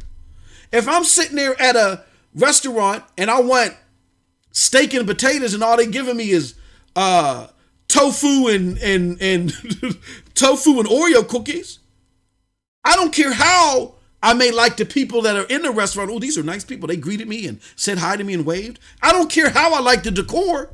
If I want that meat and potatoes, I might have to go elsewhere. So you guys got to get to a point to where you understand what this platform is and stop trying to make it something that it doesn't want to be right now. And for those of us that do understand what it is and enjoy it, let's spread the good word and bring up what we got to bring up along the way. Yo, I tell you what, this chat is lit. And I'll tell you, they are. Yeah. We got to spotlight this chat. Wars, man. The Cloud Wars component of the show at some point now. I don't know. Yeah, matter of fact, we did enough talking about that. Way more talking than we needed to, bro. Let's do it. Yeah. Let's go to Cloud Wars, man. So let's talk a Storm. So you got to lead this, brother, because you the technical manifestio. I just made that up. I don't even know what the hell that means. Man, I get it. I get what you're saying, bro. But look, I don't know it all. I will say that I depend on other sources. How the hell will we know what these companies are doing and what technology unless they tell us? So we sometimes, it's cool to depend on what they break down and drop for us. But what I will say, because I see conversations, nice, friendly conversations in the chat right here. Yep. And it's about, Xcloud and, things like that. And naturally, people are going to have those conversations. I like to see it. I really like to see it because Stadia does exist. It is a platform. Luna is on the horizon. Well, it's on the horizon. It's in early access right now in beta form, whatever. But it's here. Geforce Now is here. Shadow is here. So for all the people that wanted Stadia dead and cloud gaming dead and all that stuff, and man, that's cool. But at the end of the day now, people want a Netflix dead. They wanted Netflix dead. They wanted other things dead, and it just didn't happen that way. So here, look, we're here now. So Xcloud, let's get into it. Let's get into it. The reason why I predominantly drop Stadia content is because the damn tech just blows me away, man. It's like what you're seeing on screen right now. I always ask people to count the hiccups, count the lag. If you see any of that, it's probably because of my the frames dropping on my stream because I'm jacking up the stream quality so high. I always try to whoop Stadia, and I end up getting whooped, So MM2K, you know what I mean, man. It's mind blowing. So for the people that's already trying Stadia, something like Xcloud is cool. It has all those great games, exclusive games, and so many things you could try.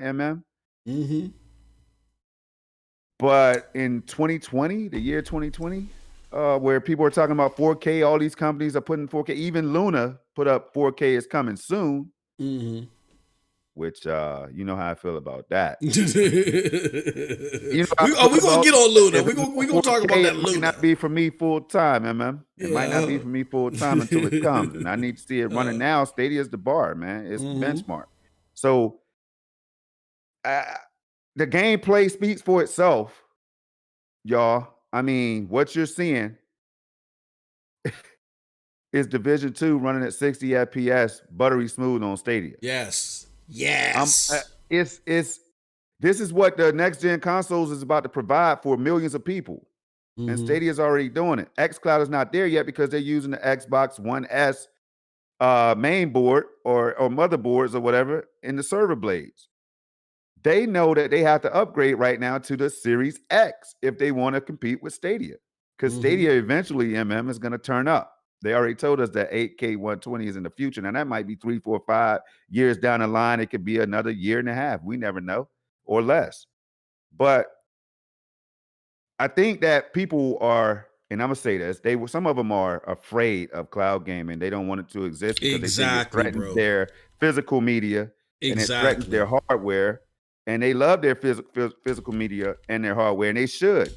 If you're a collector, you should be worried. You know what I'm saying? Yep. Like you really should be worried. Shots fired. Hey, if you are an Xbox gamer, you should be worried about what you're seeing right now on the screen because it's working. I don't know if Xbox can pull it off right now. That's why they're holding back and they're running things in 720. So, Amazon, Geforce now. They have all those RTX 3080s and 3090s that we talked about, y'all, early on the show. Yep. But they are not dropping 4K streaming. So with that being said, unless you're something like Shadow, which is a remote PC or a PC that you're basically, streaming from, or they build a PC for you, you stream it to your home or whatever. Nobody's doing what Stadia is doing. So I think that's why we're seeing a lot of that hate and those negative comments that's coming out. Everybody wants it dead now, but they don't want Xcloud dead now. And they don't want PS Now dead now. And they don't want, other services and whatever dead now. So that 1 + 1 = 2, man. Exactly. Some people are threatened by it. That's just how I feel about it. And I'm breaking down why. But I don't know, I'm gonna leave it right there because there's a lot of shade that's being thrown. I enjoy it sometimes. I'm not gonna lie, y'all. I'm not telling y'all to stop. Do it. Have fun. It's all fun. If you need to have fun and that's what you need to do, I'll join you sometimes. I won't go over the top or let it ruin my day, but I'll join in. Stadia is in a position, y'all, to put a stranglehold on this cloud gaming thing. That's why Microsoft and Sony just talked to Microsoft about the Azure servers and all that good stuff. We remember that news, right? So there's so many things that happen. Amazon now is out here. They're telling you now that you can stream games directly from Twitch, just like Stadia would be able to do soon with YouTube and all that good stuff like that. Man, it's a threat. So if it's not for you, that's fine. But I tell you what you can't do is sleep on it. You can't sleep on the potential of the whole thing. So I'll leave it right there. What's your thoughts on the whole thing, man? On Xcloud now?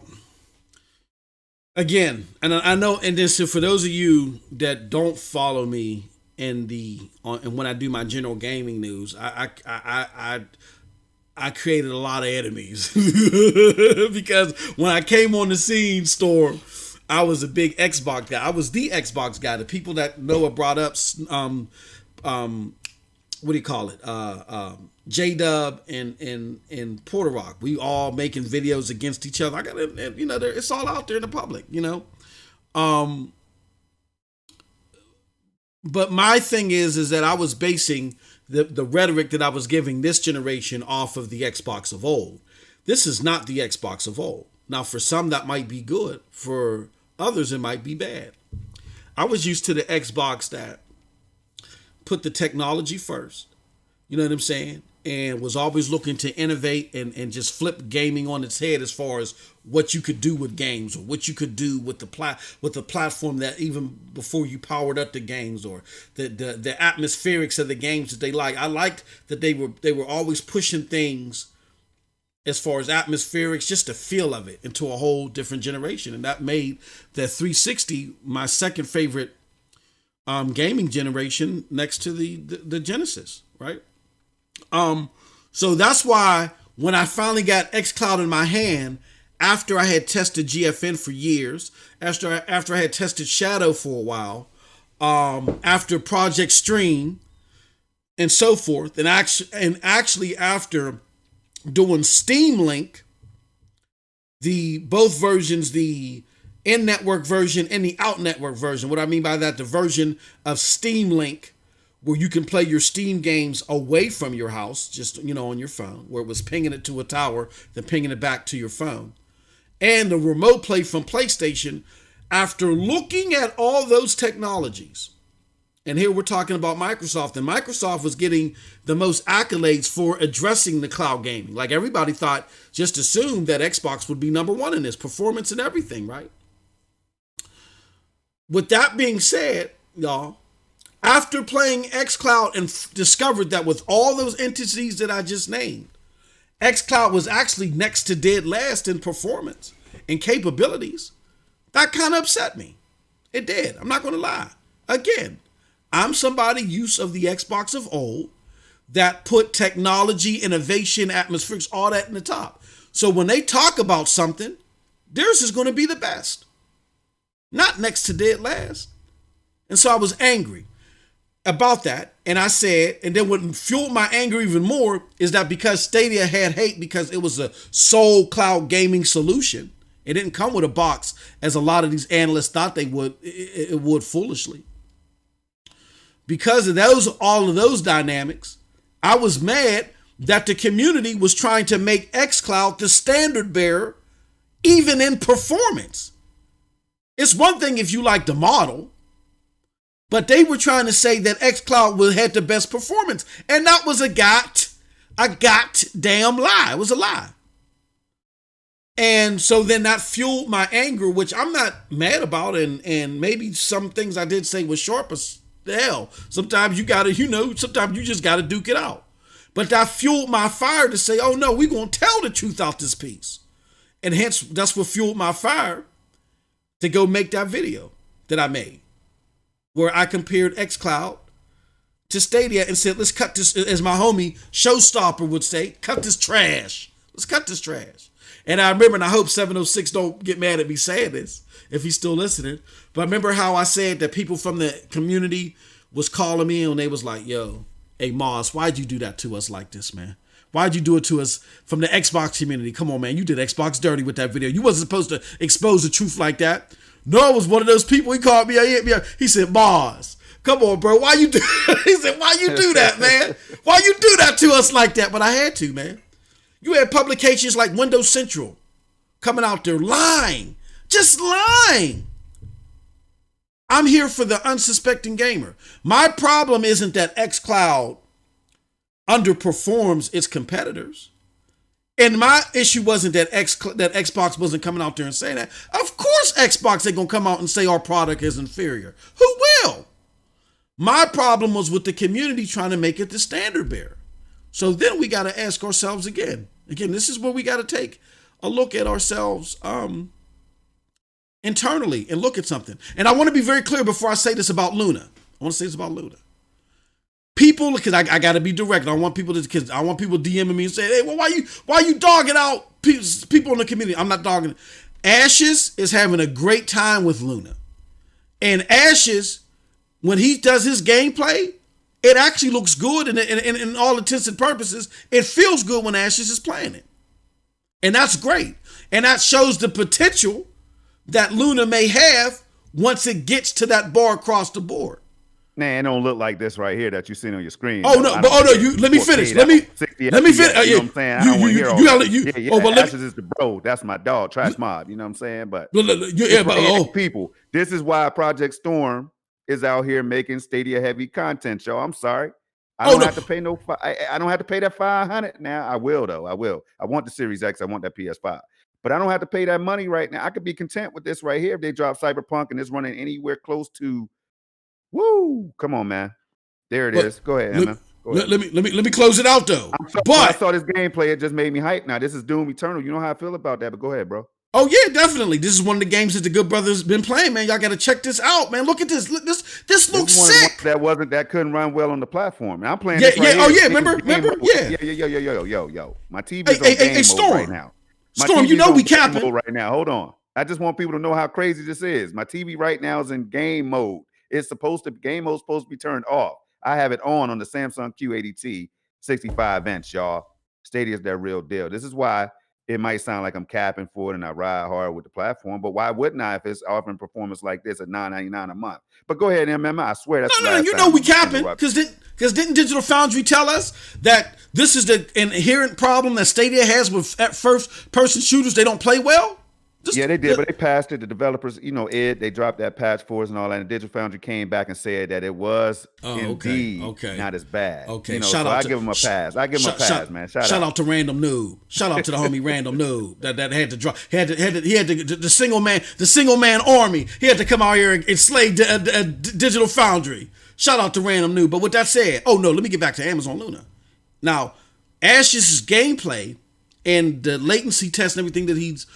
Well, I'll say the rough shot latency test because he hasn't done like a Random Noob style latency test, but he's like flicking the controller, showing you guys that it's responsible, all that stuff. That shows you how the potential of the platform when it works. But I will let you know from other experiences, from one that we saw, Storm, and then a good friend of mine who also I might bring on a different show. You know what I'm saying? Me and Storm can rap to him. He's a cloud gaming enthusiast as well. He got access to Luna. He's like, bro. And the reason why I brought that up is because he's one of the smartest people I know when it comes to this cloud stuff. He's helped me set up my network to get it working, better with Stadia. He said, bro. He said, Amazon Luna needs some. My bad. I hear you, but I'm dying like a mud. Yo, it's tricky. When you play Doom, I bet you fall right there. I bet you fall. Go ahead, man. They got some platforming elements in it. But he said, hey, bro. Yeah, that Amazon Luna, he said it needs some more time to bake. He said it needs some more time to bake. So which means is that it's inconsistent. Now for those, I'm not saying this to tell people don't look forward to Luna. If you got your invite, definitely, play it. I'm refreshing my screen all the time to make sure I got my invite. I'm a tech enthusiast. But I'm kind of in the avenue where Storm is at. Unless it works good for me.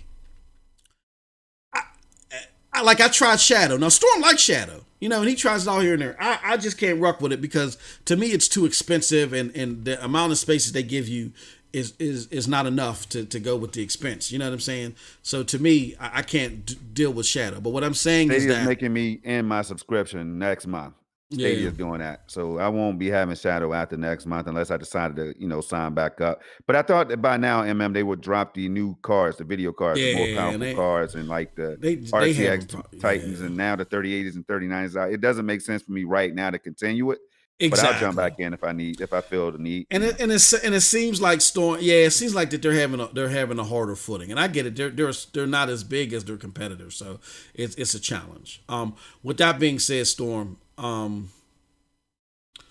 kind of with you to where even if I do individually have a good experience, I can't jump on the bandwagon that I'm seeing some of you guys and gals jump on that have yet to touch Luna and be like, yeah, Luna's going to knock it out the box. Yeah, Luna's going to destroy it. Amazon's going to kill it. Look, we got it. That again, let's not be void of the facts. Again, I'm not saying that Amazon will not be a competitor. I'm not saying that they may get to a point to where they are the de facto way of gaming. I don't know.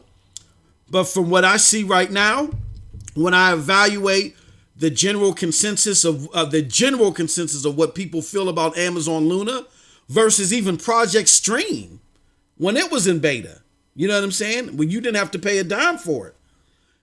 The general consensus with Projekt Stream seems to be that it was a lot more, fathomable experience for the average person. You taking the fact that Amazon in 2018 dropped was bulked up on studios. They had all these studios. There was before Stadia Dosage was going to be a Luna Dosage, right? And then all of a sudden they dropped all these studios. They got rid of everybody all of a sudden. I was like, whoa, that wasn't a sign of confidence. Then we saw that what happened with Crucible. Now New World looks like it's coming to Luna, and that's dope. And I didn't get a chance to really get a lot of time with New World, but people said that was dope. Even my homie that called me up, he said New World is dope. And that could be the game, like how Baldur's Gate, that could be their Baldur's Gate. But again, it all boils down to performance. Would I rather have New World just play it natively if I can? Or do I want to play it on Luna? Will it be a great enough experience with me? So when you're comparing the two platforms right now, I don't know about you, Storm. Let me know how you feel about this. I just don't agree with this sentiment that Stadia is in trouble. Stadia has something to look out for with all of its competitors. But the sentiment that's going around that Stadia is in trouble, I don't get it.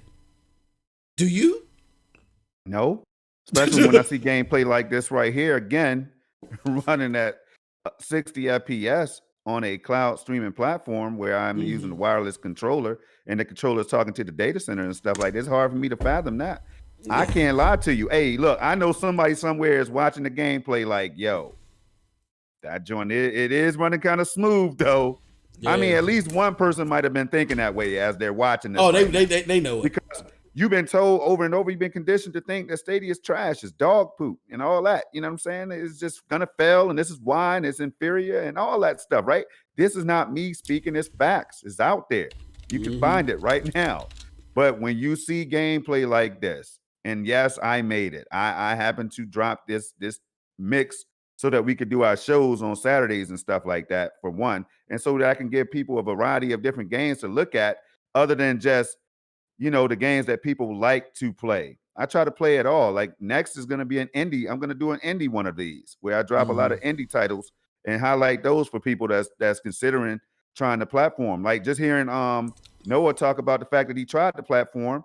Cold Blood tried the platform. You know what I'm saying? He that right there, it says a lot, man. Some people signed up for just to play the Immortals Phoenix Rising demo. I know that come on, man. We all know that at least one person signed up to play that demo, that was never going to try Stadia. So it's just, if we could help people out, MM2K and I, man, that's what it's about at the end of the day. If we could help it just cut through the BS, expose all the fake stuff out there. You know what I mean? That's what it makes me feel good. You know what I'm saying? Because again, I'm on Xbox. I got the One X. I got the PS4 Pro. I have a PC. It's mid-tier, but I have a PC that can play games at 1080p up to 1440 at 120. So I don't have a reason to sit up here and cap and all that good stuff. I just want people to understand that this is a platform that might be for them. It could potentially be for you. So it's Xcloud as well. Yep. Luna too. So now I might not be praising Xcloud as much as I praise Stadia because it's not giving me what you see right now. And this is at 1080p that you're watching this content. Imagine going and selecting 4K. 4K. Golly. 4K 60. So that's all, y'all. It's just to throw that out there, man, because I don't know. I'm going to leave it at that. Well, here's the thing. And I want to shout out to Anders in the chat. Anders says Microsoft now owns Bethesda and Orion Tech, though. And no, shout out to them. They got Bethesda. But let's look at the full picture. Here's the pros about Bethesda. Bethesda is known to have made some of the most cherished. They've been known to make and publish some of the most critically acclaimed games over the past 15 years. Right. And yes, and they have a lot of games in that catalog. And lastly, adding that under the Microsoft brand diminishes the mantra that even the people like myself has spit storm that said Xbox doesn't care about the hardcore. Those are the pros. But here's the cons. We got to look at the full picture. Bethesda went from being valued at $9.5 billion the last time I checked a few years ago to dropping to $7.5 billion, which made this deal more fathomable because they were apparently running out there and looking to be absorbed because they were dropping like that. Why? Because their games have underperformed.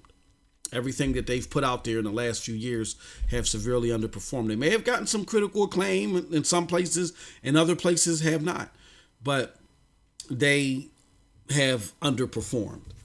Also, the Bethesda games that are going to take care of what Microsoft's biggest Achilles heel, y'all ain't got hardcore games. Those games aren't coming till 2022, 2023. I know people are speculating that Starpoint is going to come out in 2021. I doubt it. Then, on top of that, you paid $7.5 billion for it, Bethesda. Microsoft is getting 2 timed exclusives from them first. So you are part of the ecosystem that bought this thing that's getting all this great water cooler talk that dominated the news for 2 weeks. And you're not even going to benefit from new content from them until the year after next. Your competition is. And then last but not least, the thing about it that we got to keep an eye on to see if this does happen is, as a gamer, Microsoft absorbing Bethesda makes me happy if I'm a Microsoft zealot. Meaning I want to prove to people that Microsoft is great. But as a gamer, what does that mean? Does that mean that I'm getting better Bethesda games? I don't know yet. We got to see. Is this union between Bethesda and Microsoft going to lead to better end product? Let's hope and let's see. That's what we got to care for. Because we were getting the games that are on Starpoint was coming out regardless if Microsoft bought them. The 2 games that are eventually coming to Xbox that are PlayStation exclusives, they were coming anyway. Elder Scrolls 6 is coming anyway. They're not coming because of Microsoft. But they were already on the slate. Let's see what they produce with Microsoft. But again, and I know we're talking long term with Stadia, so I don't want to make it seem like that I'm being unbalanced. But people are trying to make it seem like that Xcloud is such the Xcloud dynamic with Game Pass is such an immediate affair. And I argue not so much for everybody. So at this moment, when them Bethesda games come, if they get critical acclaim and they're popping, oh, hell yeah, it's going to be tough. It's going to be tough for everybody to compete. But it's not the immediate prize right now. What is it doing for the Microsoft launch at the moment? And those are the things that we got to think about when we're talking about all this stuff. But that was a great point, Andrews. I like that you put that out there. All right, with that said, hey, Storm. What up? I think we covered a lot, but it's time for us to let the other people talk, man. So let's do this, man. Let's put the phone number out there. No. First, let me go do the yappas. Well, before you do that, do the yappas first because I gotta go. Got a bathroom break and then I'll be right back. Okay. All right. So we're gonna do the yappas, and then we're gonna put the phone numbers out there. We got 2 yappas from the homie. Let me see if I got this right. You know what? Something ain't right. If it ain't rough, it ain't. Okay, let's do this. Because Stadia, not Stadia, but look, I'm about to blame Stadia for something they didn't even do. Let me fix this real quick, y'all. Because, all right. Let me see if it works now. All right. Let me go to the web display. There we go. Now that's working. So let me do something else here real quick, guys and gals. I got to take this and bring that over there. I definitely got to take this because I don't want y'all to see that. They're gonna be like, what the hell is that? I'm gonna take this and put this over here. And we're gonna take this and put this over here. And then I'll leave this here just in case there's a tweet or something like that I got. All right, so let's do it, guys. Let's get to the yappers. The homie Bippity Bop dropped 2 yappers on us last night, man, and then hit us up and said, "Man, y'all gonna like this, man." So I'm interested to see what he got in store for us. So let's do it, y'all. Here goes yapper number 1 from Bippity Bop. What is up, y'all? It is Bippity Bop, and today I just want to say there's a lot of people who are liking these Stadia demos, and they're having great experiences with them. And I think a thing that Google should do, since they're seeing that now, I think that they should remove the credit card info from Stadia Pro. They should allow people to, try out Stadia Pro for a month, and then when that free month is over, ask them for the credit card and charge them for it. I don't think they should ask for it right away, because hold up, I'm gonna do another part to this. Hello, everyone. Cloud Gamer 201 here. I don't think that they should ask for it right away, because for some people it might turn them off. Like, it's kind of like going to a restaurant and then sitting down and already asking how much do you want to tip when you didn't even get served. You know what I'm saying? So, let the people experience it and have a great time just like we do, and show them that it works. And then at the end of that month, they will stay. If they really want to stay, they will stay. And if they don't, they'll leave. But the bright side to them either way is that they created an account and you have them in that system. So now you can send them emails about new pro games and all this different stuff. So when they do want to join, they'll have all that information and they'll already have an account. What is up, y'all? It is.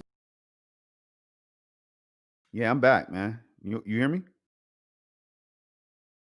All right, I gotta unmute myself. Okay, you're back. Did you get a chance to catch all that, Storm? I caught the second part.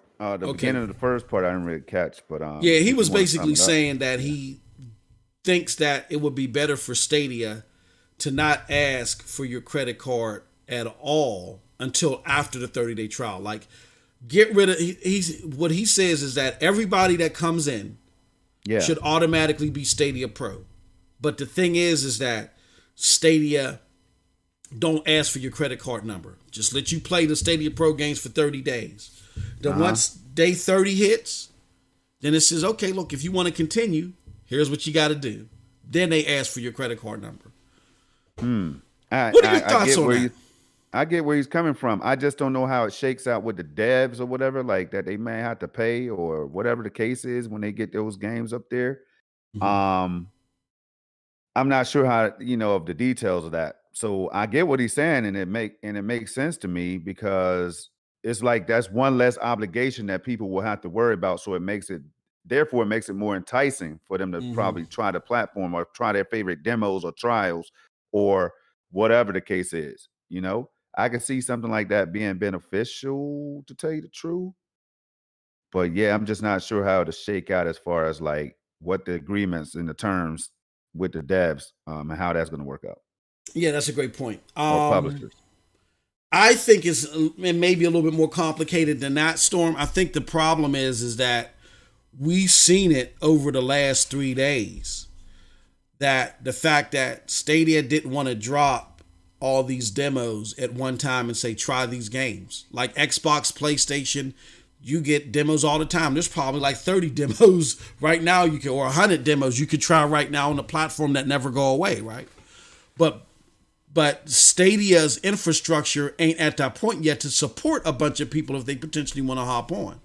So I think the entry of the credit card,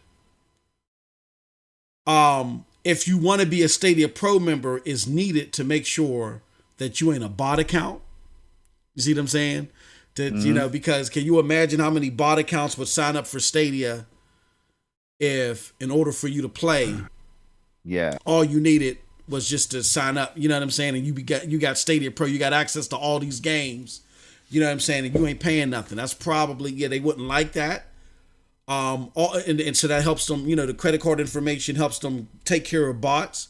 And then if you do the free trial, if you sign up and don't do a free trial, you don't have nothing to play unless you go buy something. Hence why, and then you got to put in your credit card information anyway. So I think that's why they're doing it, until they come up with a better system that can alleviate the potential of bots and all that other stuff. I don't see them changing it, but ultimately, Bippity, I think what you propose is excellent, and I would love to see them do it if they can do it. You know what I mean? That'd be a great thing to see them do. So, but that's a great point. All right, so now that we're going to do this, we got all that out of the way as far as that what we had to talk about, what we had to babble about, and then Bippity's excellent yappa. Let's put it out here, man. Let's talk about everything that's on the table. There goes the Skype line. There goes the PNTS Yappa link. While I'm looking at that, while I put that out there, I'm looking to see if anybody put anything in the Stadia War Room.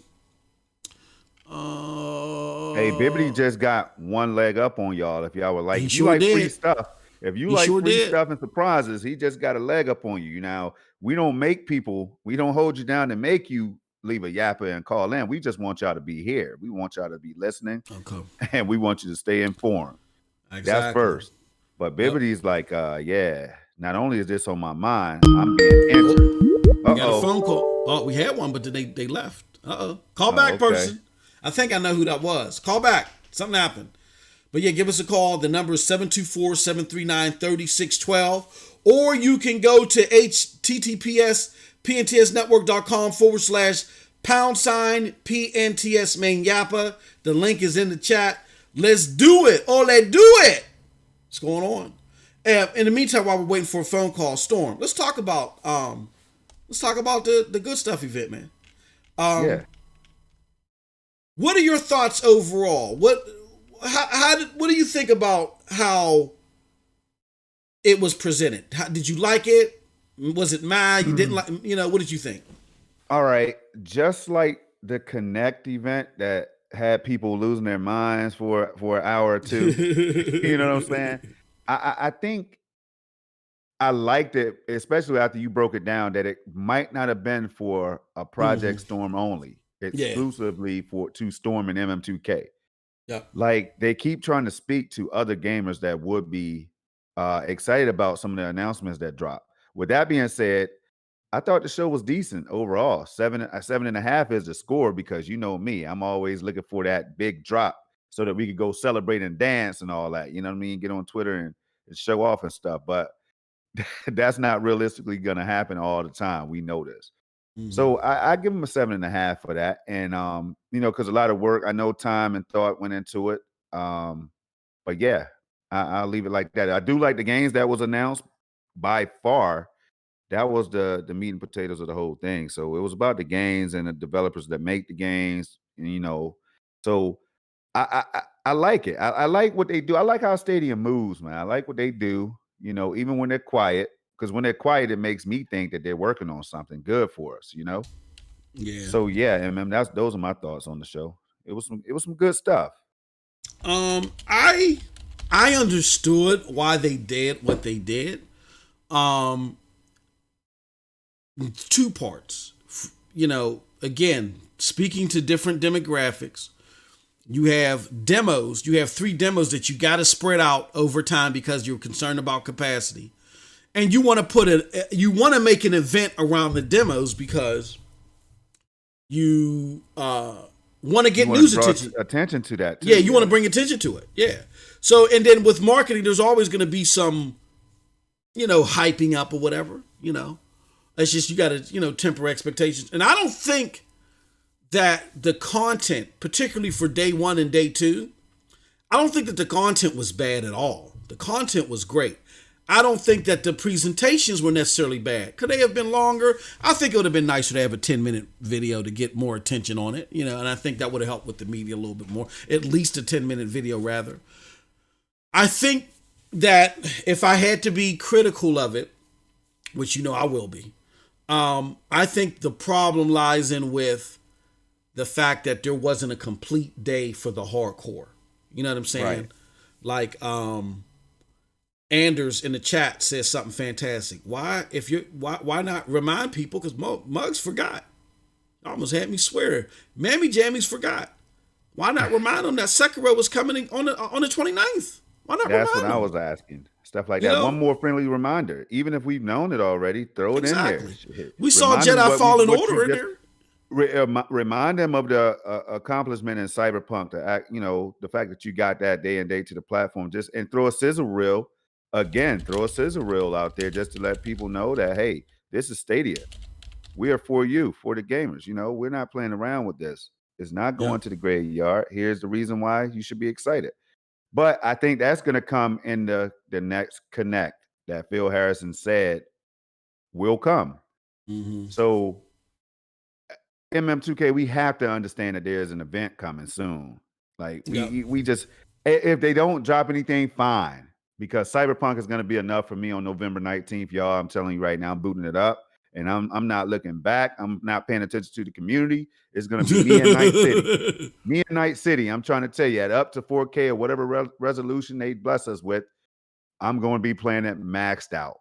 So I'm looking forward to that, man, because I know some big things are still coming. And with all that said, that's why I have a little bit more patience than the next person. Yeah, I'm seeing in the chat a conversation about them buying another studio to build confidence. You don't buy a studio, bring in more employees. Just for the we got somebody calling in. Hello, my friend. You are on SML Live with Storm and MM2K. Who is it that we're talking to, and what is it that you want to get into? Yeah, man, it's your boy Torres. Oh, Torres! Yeah, boy. What's going on, bro? Your first time calling in, right? Oh. That's right. What's going on? Project Storm, MM2K, love you guys, man. You're doing a great job, man. Hey, appreciate it, brother. You know what it is, Torres. You know what it is, man. We got to link up on that Destiny 2 and all this stuff that we kept talking about. But Facts. Yo, I just had to call it in because here's what I want to say. Just one time, I'm going to say it once. It doesn't matter what platform you play. Mm-hmm. Stadia, Luna, PlayStation. Why does that matter? Yeah. Are we all gamers? Yep. Are we all just trying to play games? Yep. Right. This war doesn't make sense to me.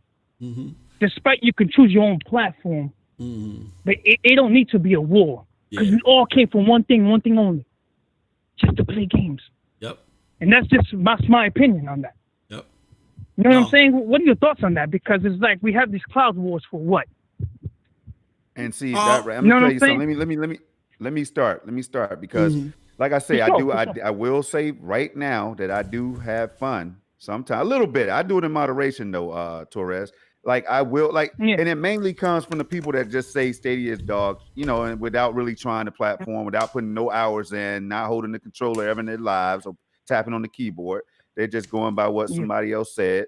And so, I might throw a couple shots in that direction just for the hell of it. You know what I mean? Right when I reach a point where this is stupid right now, what you're saying. So, but other than that, you're absolutely right, man, which is why I take pride in playing on different devices and consoles or platforms or whatever.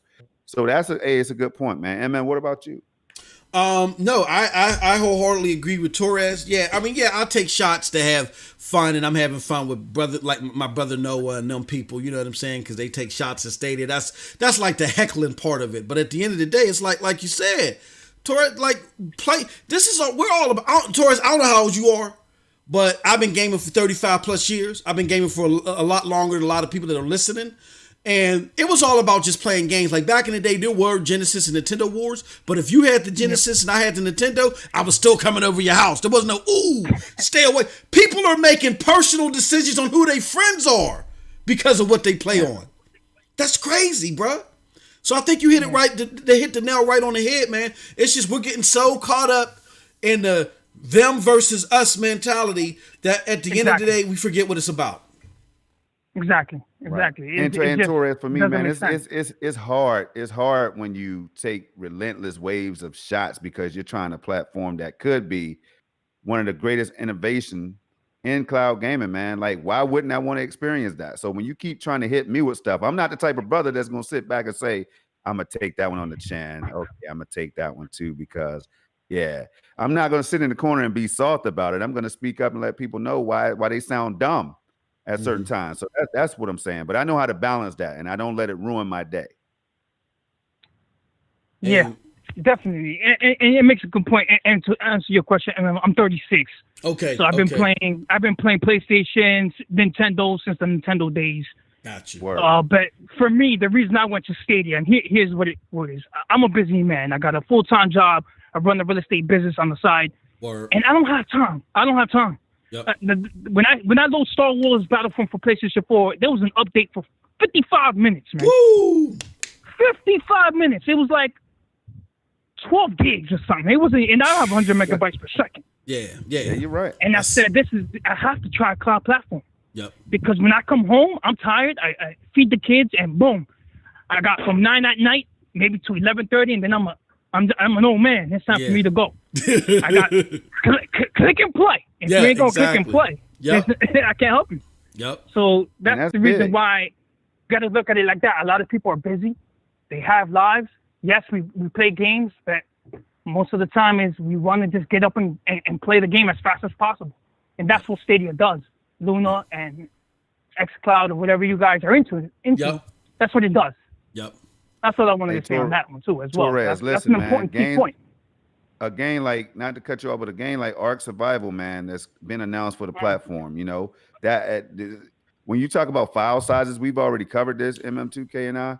But man, when you talk about file sizes, well, you're talking about over 150 gigs or more when it comes to games like Warzone and all that, Halo. It's just so much convenience that to be had, man, when you just think about the fact that you just come home, boot that thing up, get an hour in before you get ready to go to bed or whatever. So you're right, man, and that's a benefit for a lot of people. So a lot of people keep asking me, man, what's the catch? I mean, what sells this thing for you? Like, and what you just said is one of the big reasons why I like this platform. But hey, Chris, man, it was good hearing from you, brother. You got to. Hey, look, man, that was one of the most funky, fresh, livest, calls we got. You know what I'm saying? You got to call in more often, brother. Energy. Got to put a little energy in it. Exactly, brother. But we appreciate it, man. Hey, love you too, brother. Keep doing. We love the support, man. Thank you so much. We appreciate it, man. Peace. Awesome. That's what's up, bro. Yeah, that's what's up, man. Hey, yo, getting love and accolades like that, man. Look, me and Storm, we ain't big-headed people. We don't think nobody's special. We just two brothers in the Cadillac, as Outkast said. Man. They won't believe it, man, because of how heated things get and all that, man. Exactly. We have fun too. We do it. Yep. We could do it a lot more. You know what I'm saying? We're trying to give everybody else a voice too, you know, because I could come up with 3 more of my own shows lined up right now. Facts. We just dominate every damn thing, but that's not what we're trying to do. Yep. It's about you all. It's about the fun. It's about the interactions. It's about the people, the average consumers who just don't know about Stadia, but they just happen to stumble across our channels. And for this show, MM forgot to tell you, but this is a rotating podcast. See, we see everything as team. There's no I in this thing, you know. There's an I in Stadia now. But there's no I in Stadia. So exactly. we try to. That's how we. So let's get it. Hello, you are on SML Live with Storm and MM2K. Who are we talking to, and what is it that you want to get into, my friend? First of all, you know who it is. It's your boy, Stadia Revolution. Stadia I gotta do what I gotta do. What's going on, good What's brother? happening, y'all? What we on? Because I just ran to the store, had to get some stuff, and then I came back. So I heard Chris. Shout out to Chris Torres. That's what's up, man. Yeah, the homie Chris, man. So, big time supporter, man. What's the subject we on right now? Well, we just talked. what was you getting into? You was talking about why we promote the platform. You know, you came in. That was perfect timing. So Storm was talking about why he led a platform. You know, people may ask us, well, why Stadia and all this other stuff, and we love the platform. We love what it does for us. We love the convenience of it, and so much more. You know. So what is it for you? Yeah, Brad? definitely. What does it do for you? Well, y'all know I heard my stories like so many times, but I'll tell it. Stadia just does for me, as far as like a gamer, it got me back into gaming because I was out of it for like 3, almost 5 years. Prior to he got it. And like like Chris Torres was saying, it's just the convenience of it. You know, that whole downloading and stuff like that, I really experienced that like heavy on the Xbox One, and that was just a thing I really didn't. You know, having to wait for these downloads to happen and all this stuff, the updates and the patches and all this, man, it just got to be too much for me. And so it was a thing I did had to sell my Xbox One, you know, and you know, life situations, whatever. And then, you know, when I got into Stadia and getting like on it, playing it, and just being able to start the game, and that's all you have to do. Is it brought me back to the cartridge days, and you just put the cartridge in, you hit power or on or what button was, and that was it. The game started. You got to the loading screen, got to the loading menu, to the you know, you got to the, as the game loads, then you get to the start screen, and then you're there and you're in the game. And that, to me, you know, just brought back so many memories, because I'm gaming for like, you know, in the 40 years, you know what I'm saying? Yeah. I go all the way like back to when it really like started, you know, with the Intellivision, and shouts out to Intellivision for coming back. You know, ColecoVision and all of that stuff. That's how far I go back with this shit. So being reminded of how easy and convenient those times were is what really brought me back to Stadia. You know, brought me back to video gaming with Stadia, and how it's keeping me there, you know? Yeah. And I think this cloud gaming thing is going to be the wave of the future when it comes to video gaming. This is going to be slow going until, you know, it really catches on.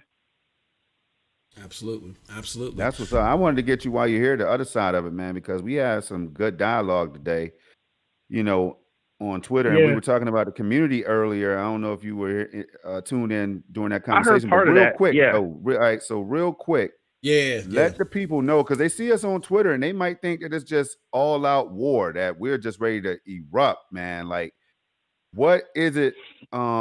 Is there? Would you like to say anything regarding the community, and like, or like when it comes to practicing patience, or the messages that's sent out, or anything like that, real quick? I mean, you know what? See, that's right. Okay, so this is where I am with all of that. I don't care anymore. I just don't, man. It's like people are going to get it or they're not. And I've been saying it for the longest. I've been saying it for the beginning. You know, when people start talking the absolutes and the doom and the gloom and stuff like that, it's like, okay, yeah, this thing right here was bad. Yeah, probably. But in a while, it's not even going to matter. People ain't going to remember these things. So why are we sitting here getting so worked up over this shit? It's like, yeah, it's fine to talk about it and have a conversation. But once it's done, once the conversation about that is done, let it be. It's over with. We don't have to keep sitting here harping on every little thing that happens. It's like, do you believe in what the platform is bringing? Do you believe in what they're trying to do, or do you not? Great point. I mean, that's just a simple question. Great point. And Rev, I think people don't understand that that's the prism that the community or just the average person is looking from. If you say, hey, look, I rep, and when we say rep, that doesn't mean I gotta only be for, but I rep, meaning I represent that you know what this platform can do, and the vast majority of your thread is negative, or it's speaking in absolutes negatively, and when you mention something good, it's like, oh, this is dismissed. Yeah, it's kind of dismissive, or it doesn't have the same weight to it. Like when it's like, oh, like, you know, it's like having that rivalry, that person that's your rival that lives across the street. Oh, so and so got a new car. Oh yeah, that's good. I'm glad he got a new car. But then tomorrow, oh, so and so crashed his car. Oh yeah, he crashed his car. See, I told you, if he drive drunk and he be sitting there, you know, with one eye open, he don't go to sleep on time. You know what I'm saying? People can see that. I mean, you see, yeah, and you see that with the Luna thing, you know. It's like when you talk about, like, we've been doing this thing with Stadia for like over a year. You know, just talking about it from the time of pre-orders and all of that stuff. You know, and we haven't known each other for that long, but we've all been talking about it for, about what, 18, 19 months or so. Yep. And throughout all of that stuff, we have to fight off misinformation, negative articles, all this stuff there's just trashing the platform before it even came out. And so we've been, when you're talking about, shell shock, we got battle fatigue. That was the second variation of shell shock. You know what I'm saying? We got battle fatigue. It's like, okay, we're fighting off all of this stuff. And it's just like, now, not only are we fighting it from outside the community, we're fighting it from inside the community. It's like, okay, come on. God, can we get a little bit of a break with that's this? That's the thing. That's the thing, Rev, that you hit on the nail. And I was thinking about this earlier, and it was actually going to be part of my lyrics to go. Thanks for ruining it, Rev. No, but I was going to say, I got to do what I got to do. Right. But you hit a great point. I just want to say this. I think what people are missing in regards to all that is that. Oh goddamn! What you just said just lost me the point. Oh man. Go ahead, Storm. It'll come back to me. Go ahead. No, I was just gonna say, look, conversation. Some people will mistake this as you all are trying to tell us what to do. That's not the case, man. No, what we want to do is get to a point where we're not even having these conversations. We're not even going back and forth and feeling like we have to counter each other's points and all this stuff, man. We just want to enjoy these games. How about let's get an event going off real quick. Let's run a Destiny raid. I have yet to do that on the platform. You know what I'm saying? I'm looking for somebody to do it with. Let's do that. Let's get into that Bomberman and get into that Pac-Man and things like that and just leave some of this negativity. I see games like that as something that's really good for the content creator community, that we can come together and play that, but we don't do it.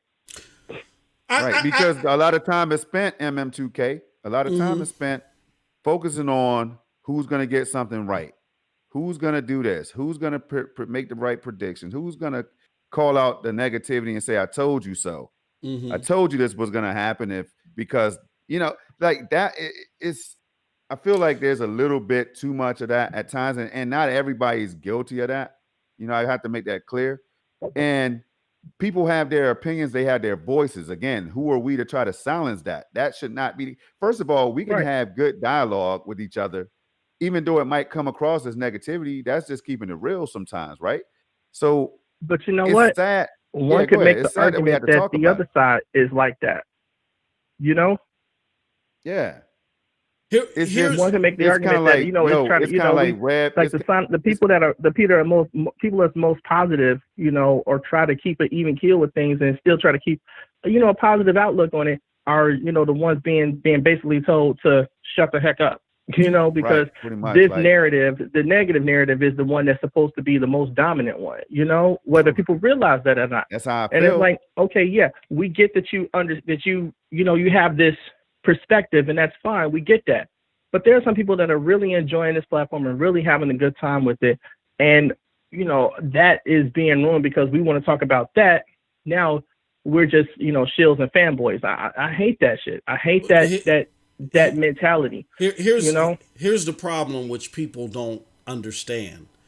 And I think it's twofold, y'all. First and foremost, we started this community off, like Rev said, fighting against negative inclinations about the platform outside, from the outside. That's what made us lock hands across America. Once we got the outside to stop, it started to be inside. Now, whether it was legitimate or not, that's one thing. And again, to Storm's point, we weren't trying to silence anybody from speaking their negativity. But here was the problem. You don't want to hear my negativity and you don't want to engage in it, you're a shill. And what people don't realize is, like, say, for instance, let's just say if I like Ruth Chris Steakhouse. And so then I go on Ruth Chris. I know you like it because you keep talking about it. Yeah, exactly. I go on Ruth Chris Steakhouse's website or their Twitter account, and I'm talking about my love of Ruth Chris Steakhouse. And then here comes Projekt Storm saying, well, that when they feed the babies, the grass, the grass that they feed the cows is spoiled. It's mildew, right? And all this stuff. And I'm like, all right, I get it. That's your cause, but I don't want to indulge in that. But yet you keep coming at me with it. And then at some point in time, People start, what you do is, I came here because I enjoy it. If you want to have a robust conversation about it, fantastic. But don't put a label on me because I don't want to sit there and entertain your disbeliefs. I don't have any disbeliefs or disillusions. So let me be. There's nothing wrong with that. And what happened is this community, there's elements in this community that have disillusions and disbeliefs, and they want us to pamper them and make them feel better about their purchase. I can't make you do that. You guys are grown. All I can do is show you the platform, tell you what it can do, tell you where I think it's falling short, and you make the decision yourself, whether you're comfortable with it or not. And that's where, but that's the apex of us being a young community. That's part of what I was addressing before, guys, that we're so young, we're still trying to figure this out. And hopefully we're self-aware enough to understand that, and just hopefully over time we'll get better at it. Yeah, absolutely. Well said. Go ahead, Projekt. I'm sorry. No, I was just saying, well said, and that's it. I mean, this is the type of dialogue that needs to happen, because if it does not happen, it could get a lot worse. It could get to the point where people will now clash, you know what I'm saying, with their opinions and stuff, and that's not what we need. I told you, we have enough of that from the outside already. So that's what I wanted to throw out there. Yep. Absolutely. But no, it's all love, and people got different opinions and have your opinions. But one thing that I didn't like, because people came up to me behind the scenes and they were like, MM2K, I can't take this anymore. I can't voice my opinion. I can't say this without being called this. And at first I was like, no, just go ahead. Just take it on the chin like a good lad. But after the rhetoric of the people, the chicken littles kept increasing, and the people that are enjoying the platform was like, well, hold on. I was like, no, enough is enough. Like, no. If you're going to speak your piece, the other side is going to speak their piece, and the chips will fall where it may. But at the end of the day, we got to understand the dynamic of the community. There's some people that are happy with it, some that have their reservations. But just because you got reservations, that don't mean that I got to have reservations too. Just because I'm happy doesn't mean you got to be happy too. Right. I was just I was just reading the comment, and like Maker Chaos make a good point. But my thing is, like I was just saying in the chat, it's like, if something is correct or something is factual, then I don't have an issue with that, because that's a factual criticism is factual criticism. I don't I don't ever have an issue with that. My issue is misinformation and hyperbolic statements that are being put out as factual. Yes. Yes. I don't like that shit. And that's the stuff I push back against, because it's like, you can't just because that's your opinion doesn't mean that's what that's a fact. You know what I'm saying? Like, I have my opinion, but I don't treat my opinion as factual. And time after time, my opinion is just what I think. Time after time, see, at some point in time, this is going to come to an apex, and this is where I be warning people. Where I warn the community, not just one person or two people or content creators. I'm warning those that are in the messaging, because people are watching all of us. If time after time y'all keep saying that this is going to have a systematic this and that, and it doesn't, that's going to be a reflection on you. First it was that Connect isn't going to fall well, and I fell into that too, remember? And I was wrong, and I had to admit it. Then it was, PGA 2K21 not launching day and date. The communication is horrific. That's going to be the end of it. And people forgot about it because 2 days later. Already. Yeah, they done forgot about it already. Then it was, Sabrina's this, and Sabrina ain't loaded with what's it called? The only people that got all excited over that was Richard Review Tech. Anybody else thinking about that? Now it's this, Rev. Like, at some point in time, these Chicken Little things are going to happen where that sector of the community is just going to be ignored, and I don't think they want that. And that's the point that I'm trying to make. But again, y'all say and communicate what y'all want to communicate. I'm not trying to control anybody. I'm just giving advice. That's all. Absolutely, because there is two sides of the coin, and it's not fair for somebody to be silent. It is that BS right here, man. No, it's not fair for somebody to be silenced. You know what I'm saying? I swear, man. I'm sorry. That's the thing, but having an exchange while I'm on this phone call. I'm so sorry, but because Maker is saying that I jumped down on Duncan because of his Twitter post yesterday. They're saying I think he spins things negatively, but he don't know that. I guess he don't know that Duncan runs Cloudy with a Chance of Games. I write for Cloudy with a Chance of Games. I've had many conversations with Duncan privately about things like that. So I feel like I could say what I said because we have a context of conversations that we have, so he know I ain't attacking him. Right. You know what I'm saying? And he knows where I'm coming from. So it's not doing no fanboy shit. I'm just saying, hey, this is how people can perceive those things because people make statements and then people have a reaction to that. But like I said, I was giving context to how certain things can be interpreted. Don't come to me with that. Hey, you know what I'm saying? When you put open dialogue out there for people to engage in, then you're ready for that conversation. Like, so if you're on Twitter, and for example, we had a conversation today. Oh, I'm one of the problems in the Stadia community. Screw you. How about that? But look, this has to come, and this right here, people, is a good example of what's brewing behind the scenes. This is why we had to speak up. I block people because I don't want to argue with them, not because we had a disagreement. Rev, hold on. But then I unblock them later once things calm down. Hey, Rev, hold on, bro. Hold on. This is right here. This is why you have to have these conversations, right? Because at the end of the day, it's happening. You know what I'm saying? Man, we don't have to go into it too far. Look, we don't have to go too far, man. Hey, mute him up. Hey, Rev, let's do this because let's move on. Just so you don't get. Sorry. No. Because I apologize. I'm real thing, man. But hold on. Let me do this real quick, y'all. Rev,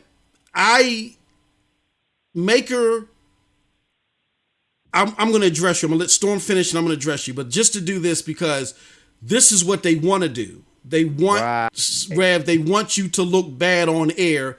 And I get why this is irritating. So let me do this. We'll just end the call right now, brother. We'll wrap, but I'm going to address Maker of Chaos. But again, this is like a troll. They're trying to make you look bad on air so they can say, look, they can clip it and say, look, Rev, see? So we'll just end the call, bro. But I'm with you on this one. We're going to take care of this, all right? Yeah, absolutely. Because they feel like later, y'all have a good one, man. Great you show too, so brother. far, we got you. Shout out to Maker Chaos for the conversation. I hear it, Rev. That there you go. But we'll get with you, Rev. He has his right to say what he has to say, right? And that's what we're saying. That's why when you hear this community talk stuff, y'all, it's not to start an all out beef fest. You know what I'm saying? It's not to start anything like that. But you all should be on social media. You should see what's being said.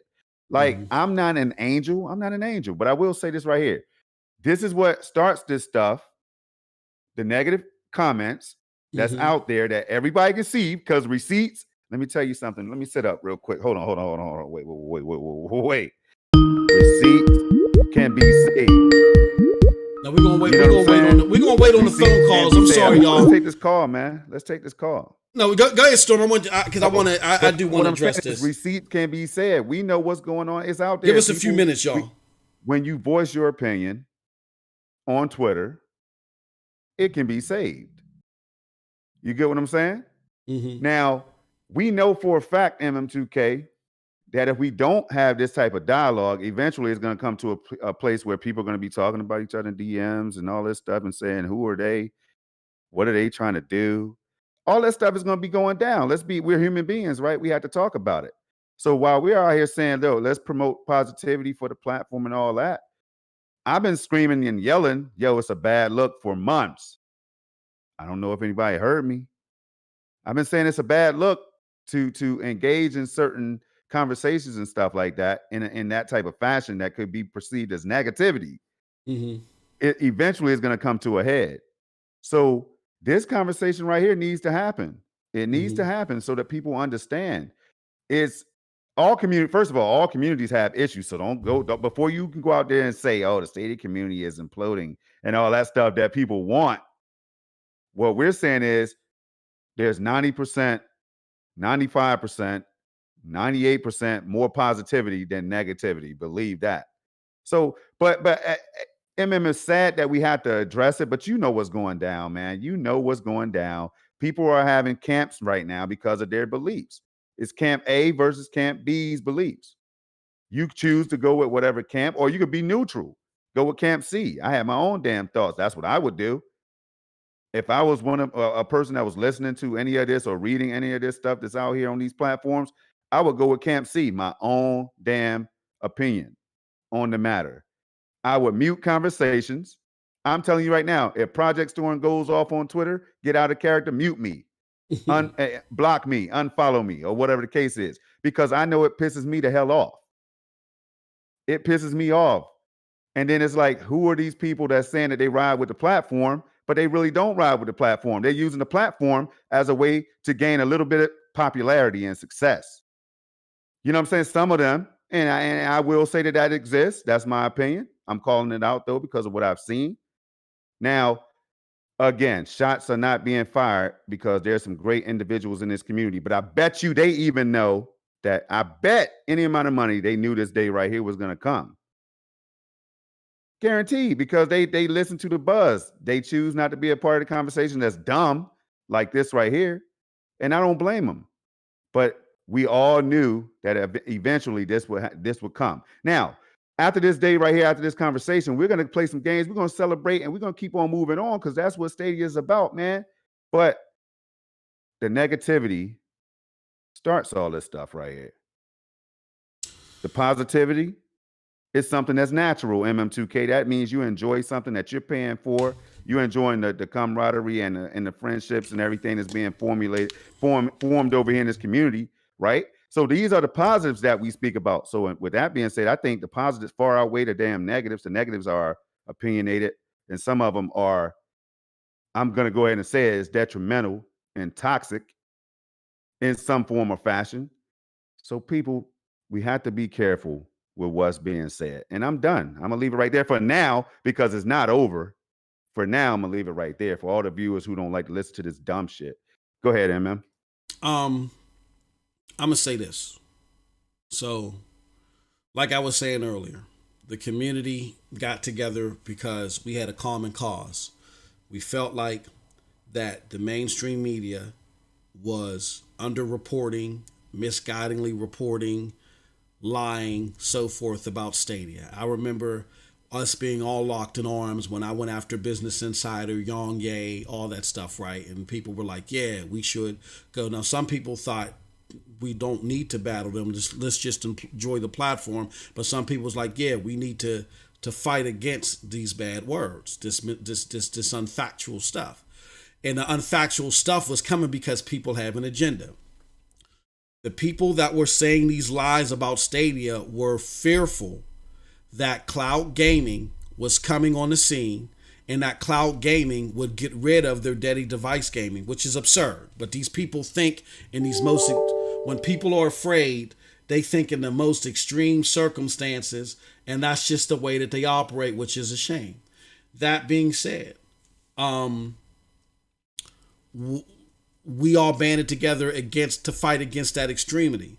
But as time went on, I think some people got shell-shocked or got battle-worn, as Rev said, and they either didn't like the platform. And again, I'm not talking to one person. I'm talking to an entire group. I don't have podcasts or engage in the stupid stuff that Storm is alluding to just for one or two entities. That's for all of you that want to cry in my DMs about, why are you coming after my favorite person or coming after the... No. That's not how I roll. I address things that I see in clusters at the very least. So then what happened was, as people became disillusioned for whatever reason, you can't be wrong for your opinion. If you don't like something, you don't like something. But they became disillusioned with the platform. And because they became disillusioned with the platform, they wanted you to become disillusioned with the platform. They have the mind state that Google don't know what it's doing. Google is silly. They need help. They just got a whole bunch of money, don't know what to do with it. And they had this false sense of guidance to themselves, like I'm really, I'm guiding Google to the promised land. They see me here in this chat, or they may see me on this video, and Google's listening to me wholeheartedly because they don't know what they're doing. They just got a bunch of smart people that made this tech. Phil Harrison, Jade Raymond, Aaron Hoffman, John. They have no idea. They need my guidance. Johnny Bobuck from somewhere Kentucky, Florida, or whatever. You know what I'm saying? They don't know anything about what they're doing. I'm going to help them out, or we within this chat are going to help them out, or whatever is going to help them out, right? And when Google said, hey, look, we are listening, but we ain't got to do everything that you tell us to do, like it or not, when that became more apparent, People got mad. They became more disillusioned. And what they wanted was their disillusion to be your disillusion. So what do they do? They go on the internet. They go on Twitter. They say inflammatory things. They don't just say, hey, look, I don't like that Google's doing this. I don't like the Stadia's doing this. I don't like that this and that and the other. They say the most inflammatory things. This platform is going to fail because of this. They are in serious trouble because of this. Right. No one looked up any data. Nobody wanted to do any research to confirm it. They just said it because they feel bad and they're disillusioned about something. They say the most inflammatory things. But again, the people that still are looking down the right path, they say, hold on. I just was fighting against a young somebody else who was spreading things as absolutes without any data. Right. So now I'm not going to stop because you're in the community. I'm going to keep it going. If we got to tussle it out in the community, let's do it. And what happened is, as soon as somebody went to go check those people that, again, had their own agendas, they're disillusioned. So I want you to be disillusioned. Now, all of a sudden, you're a hater. You're bad. You're toxic for the community. And then even, dare I say, look, I love you, Maker of Chaos 12. Thank you for your support. But that's what you're pulling here. You're trying to guilt trip Stadia Rev. Now, am I going to say that everything that Stadia Rev has ever said was spot on perfect? I'm not going to say that. But we all make mistakes. We all make flaws. I've said things that maybe I shouldn't have said. But what Stadia Rev said today, I think was put kindly, politely, and nicely. And then it also coincides with the conversations that this man has personally with the person that pretty much he's working for or working with for Cloudy with Games. Who are you to say that he's attacking him? That's the toxicity in the community that's making the community bad. When you go on social media and you give an opinion, and an opinion may or may not be rooted in fact, or people may feel something completely different about it, if you get checked, you get checked. Or if somebody has an alternative view about it, then they have an alternative view. Now, if they get vulgar and mean and dismissive and all that other stuff and all that stuff, then yeah, I get that. But if they're stating their opinion and they're standing their ground, there's nothing wrong with that. Stadia Rev went out there today. What he did today, I ain't gonna talk about everything else, but what he did today was on point, was nice, was considerate, but gave an ulterior belief system to what Duncan was putting out there. I'm not saying Duncan is right and he's wrong and vice versa. It is what it is, but it wasn't toxic. What's toxic is trying to shame him for voicing his opinion. And people are frustrated from this wing of the community of being shamed for challenging stuff that they feel is not factual. We were doing it together for 6 and 7 months. And now basically what you're telling us is because the unfactual stuff is coming from within the community, now we're supposed to stop? Oh, hell to the no. And it's not going to stop. And therefore, I'm declaring right here, right now on this show that yes, if you see something unfactual, I don't care who it comes from. I don't care if it comes from Phil Harrison himself. You go out there and you fact check it. I don't care if it comes from me, fact check it. And if you don't want to be fact checked, you got so many tools at your disposal. You can mute people, you can block people, you can disable people chatting in your comments. But what I'm not going to co-sign on is trying to guilt trip people for giving their version of what you got to say. If you don't want people chiming in with different thoughts, then don't put it out there. Go in a DM and say it. Go on Discord and say it. Pick up a phone and call somebody and say it. Period. That's the toxicity in the community, and I'm gonna speak to it. I tried to keep it under wraps. I tried to tell people, just be the better person. But no, we're not gonna do that no more, because that's the epiphany of the toxicity in the community, right there.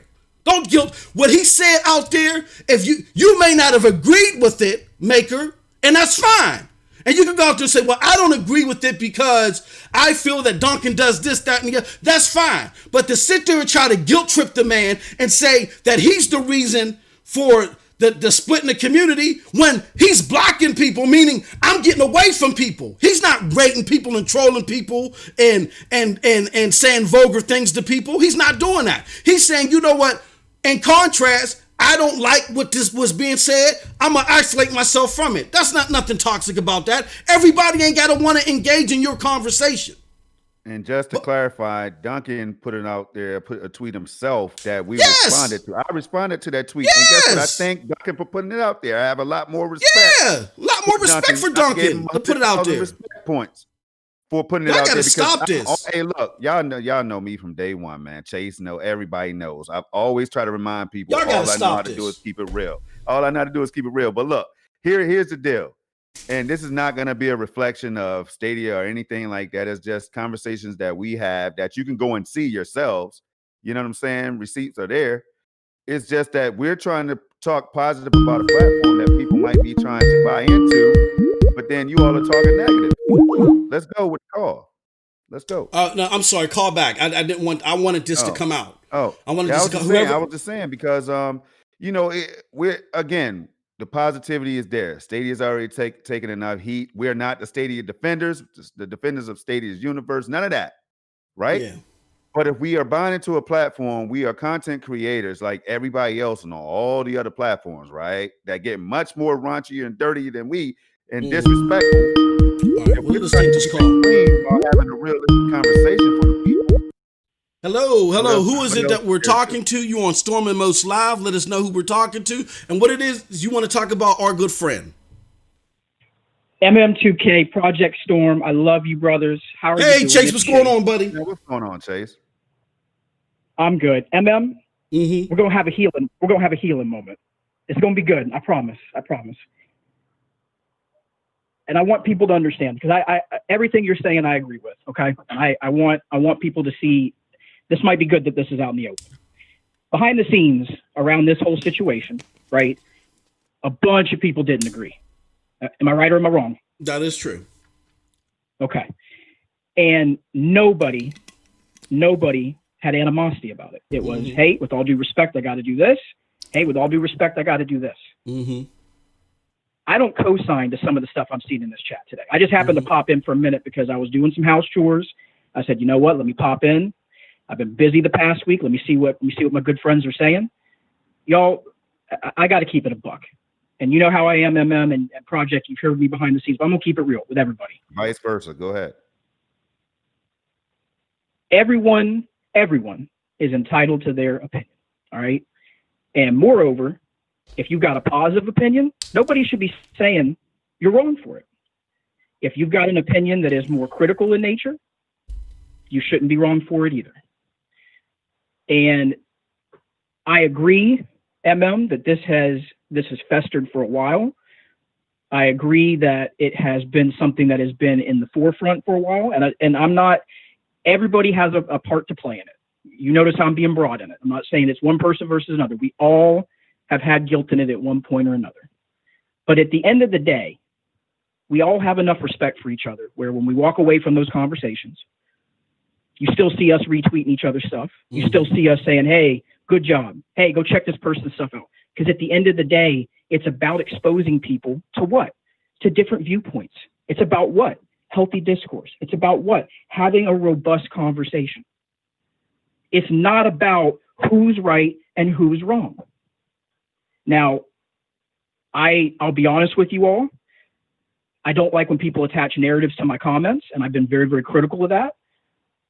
But that's something different than saying, hey, you have an opinion on something. We all may have our own sets of data. We look at different data points. Some of us look at it from a lens of maybe it's one-day tracking.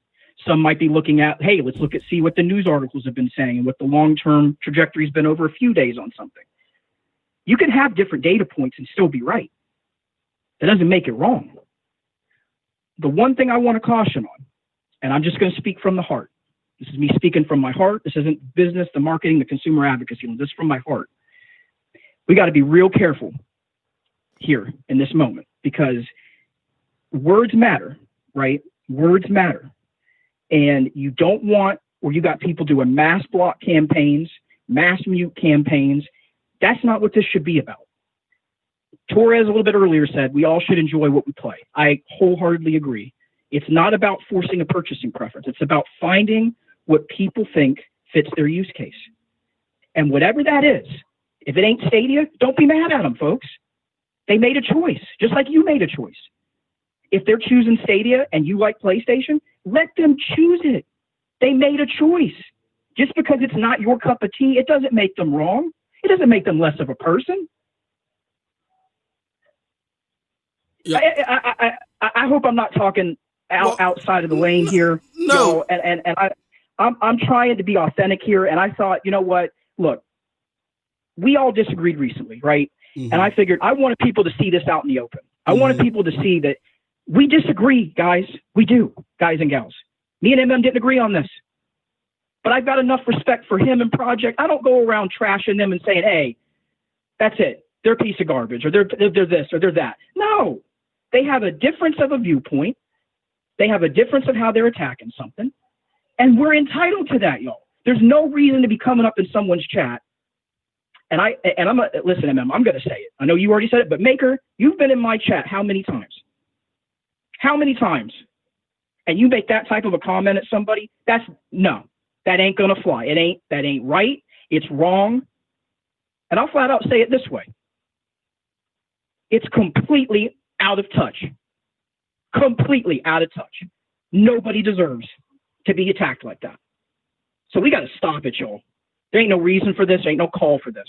And again, I'm speaking from my heart. Yep. No, Chase, I appreciate it. And again, we've always highlighted where we don't agree, where we disagree on something. And like you said, we're still part of the Stadia Saturday evolution. And I'll highlight a little bit here, you know, how we can agree and then disagree on certain elements and keep it moving. I wholeheartedly agree. People are entitled to their opinion. And if I put something out there on social media and someone doesn't agree with it, if they're being cordial, because I engage people all the time, if they're being cordial, whatever, you know, I'll be cordial back. You know, now sometimes I deal with a troll in a certain way, but if somebody shows me that they don't want to engage and they block me, you know, and the reason why I brought up the blocking thing is because people block me all the time. That is their prerogative. People block me that have never engaged with me. That's their prerogative. Some people want to cater their social media experience to them. That's where I have a differing opinion. That's okay. I don't agree. And people are grown. Just because I say, hey, look, you can block whoever you want to block and mute whoever you want to mute, that doesn't mean that they're going to do it. They're going to do it because they feel like doing it, whether I say so or not. My concern is that, A, trying to engage somebody in a conversation that they don't necessarily want to get in, and B, when people are engaged in a conversation they want to get in, just because they have differing opinions, you put a label on them. That's whether if you're pro Stadia or you are against Stadia. Stop with these labels that you're putting on people. Yep. And I'm tired. I'm gonna be on, and I'm tired of the victimhood. I'm tired of it.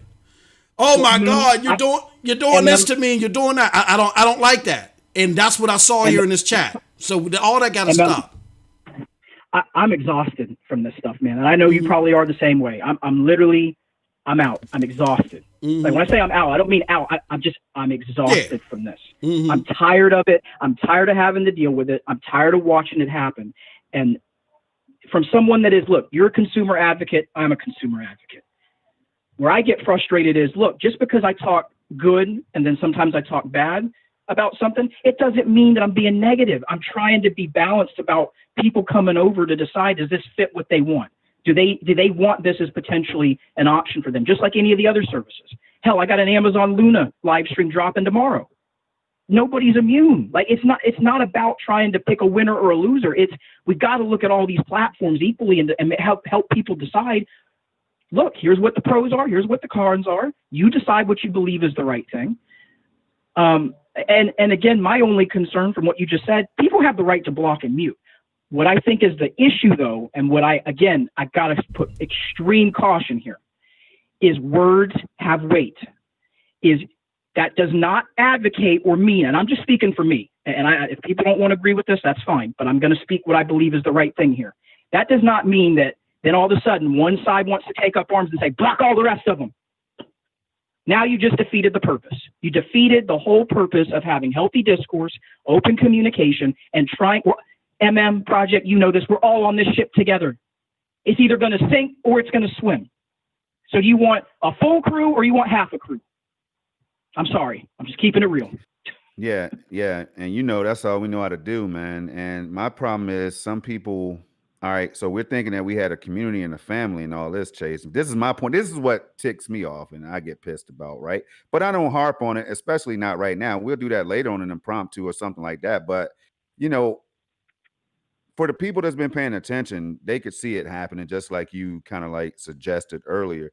It was due to come, and it needs to come, Chase, so that we can prepare and move forward for the future of this platform and other platforms, if you want to put it like that. My issue was just that, you know, it was some of the characteristics that Rev called out. Like today, again, Duncan put the tweet out from what I saw. That was perfect. I said, damn, this right here is dope. Yo, what? He opened up the platform. He's opening up the discussion. This is how you handle things. This is, Chase, you know, since I've been on your show the first time, I've always said, Chase, I got to keep it real, man. Me and Chase will go at it. We'll disagree. We'll disagree on everything from Wi-Fi to Nest to Google's hardware and all this other stuff. We'll disagree.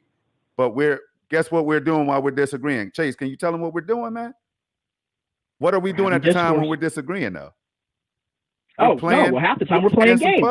We're playing games together. We're playing pub, driving down the same. Yo, let's go over here. And we're talking about it. And so here's the thing. This needed to happen because some people might take our words out of context and they might put a twist on them. Or they might say, yo, Project Storm, man, you're too damn positive. You're a fanboy. Chase, you're too negative. Duncan, too, man.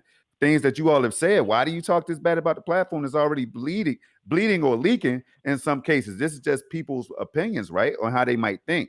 You and I both know. We all know how human beings think and behave, man.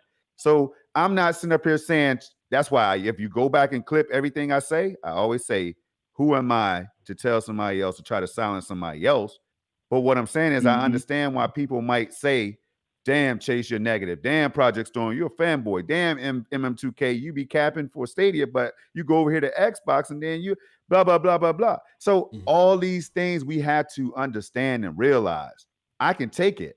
I have the armor for it. Yeah. At the end of the day, I could walk away from it all and go play some games with anybody that's trying to, again, play some games on Stadia. So that's what it is, man. I'm going to leave it right there. I'm going to keep it short right now. I think that's what we need to do. Yeah, hey Chase, I appreciate the call. Now we you know, and this was an example of agreeing, maybe not agreeing on certain, staying firm. Right. But at the end of the day, what didn't happen on this phone call, y'all, is that we didn't try to guilt trip somebody. Oh, you don't agree with me, so you, hey, look, Chase was staunch on, you know, how we talk about blocking, so that means he's taking shots at MM2K. No, he's giving his opinion. I'm just tired of the guilt trip because people want to give their opinions to stuff. I'm just tired of it. I get it all the time in my DMs. And this, hopefully, Chase, I'm so glad that you called, brother. You know I love you, and I'm glad that you called. And maybe, hopefully, by people seeing us do this, and by you telling the story about how we didn't agree about something behind the scenes, but we all just went about our business afterwards, that people will see that, and then that will be a shining beacon for the activity for the rest of the days in this community. Right. That's why I did it, man, because sometimes you got to rise to the moment. Yep. You got to rise to the moment. You got to rise to the occasion. You got to do what's right. Hey, and you know what MM said a little bit earlier? And I mean, hey, this is where I'm going to leave the call because I agree with you 100%. Receipts suck, man. And especially if they're accounts payable. That's all I'm going to say. Yep. Absolutely. All right, man. I agree. Appreciate you, Chase. Thank you for calling in, good brother. Thank you so much, man. You have a great one, man. Hey, don't kill yourself too much. Right. Love you guys. Bye. All right, peace. All right, Chase. Yep. Hey, I think that was a great call. Again, me and Chase, you know, as far as trajectory is concerned, we don't agree. We have our different takes. But you always handle that, even whether it be on social media or on the live or whatever. But at the end, but at the end of the day, you all could still have a conversation. We can still have a conversation, and that's how it's supposed to happen. Me and Chase done had. That's how it's supposed to be. We and Chase done had 20, 30-point threads on Twitter and then retweeted the whole thread. This is how you have discourse. I'm just tired. I'm sorry, y'all. I know I was going off. Y'all probably can't tell the difference because I'm always yelling. But I was agitated. I don't like the guilt trip. I don't like it. You can, like Storm just pointed out, you can come to me and say, Moss, why you capping for Stadia? To me, that's an invitation to a broader discussion, which I'm willing to have. Oh man, you do. Amunar come up here and slander Cold Blood Sis. They come up here and slander Stadia all day. What I tell y'all to do, let them rock. Now Aminar, oh man, I like that humankind. You know what I'm saying? I'm not mad at people that have different differentiating opinions or might have jagged different differentiating opinions. My thing is that if you put something out there in the public and I respond in kind, your first inclination is to sit there and guilt trip me. Oh man, you're trying to silence me. No. If I bring up a point and it happens to be better or not, whatever the case, I'm just contributing to the discussion. Don't try to shut me down. And then there was a side, I got to be honest, there was a side that felt like they were being guilt tripped into not speaking their opinion. Right. And I don't like it. I just don't like it. I'm not even completely mad, at Makers of Cake. You know how I am. I feel like people, let's vocalize, man. I've been in the streets, so to speak. You know what I'm saying? When it comes to conversations that's way more insane than what you see here. Oh, absolutely. Way more insane than what you see from the bots and the ponies and all that too. You know what I'm saying? Watch Broadband Bully show. Makers is saying what I would have said, about somebody else. Now I'm not saying that's cool to come at my brother Rev like that. I'm not saying that, but at the same time, don't act like we haven't, like you're innocent in all situations. Like we have never come at somebody's neck like that in some form or fashion. Sometimes you just you get tired of it. You voice your frustrations or whatever. But like you said, it's not cool to do it in a way that makes it seem like Rev is the bad guy. And that's what we're doing right now. Makers of Chaos 12, you see, he's free to speak right now. It is what it is. This conversation needed to happen. Makers contributed to it. Project Storm, I don't know any of y'all in real life. We do this thing for the common cause. You know what I'm saying? So my thing is, have your dialogue. Don't come from nobody's mom, their grandmom, their dog, their cat, nothing like that. And everything's going to be straight. That's how I feel about it, y'all. But with that being said, man, I'm getting hungry. It's time to wrap up. We went 3 hours in this piece. Hey, it's not the end of it, though, MM2K. I'm going to tell you that right now. I know. We got other things to cover, man. That's why I'm always like, we got to clarify things. We got to be careful what we say, man, and how we say it. So Chase, thanks for calling. Rev, thanks for calling. 706 Gamer. Christopher Torres, man, thank you all for making this show what it is today, y'all. But I just want people to understand at the end of the day, don't take this and go running with it. This right here is real talk. It happens in the Stadia community. It happens in everybody's community. So and Maker, even though I was staunch on my side and I spit it a little jagged, you're welcome to say. I had people come up here and say worse.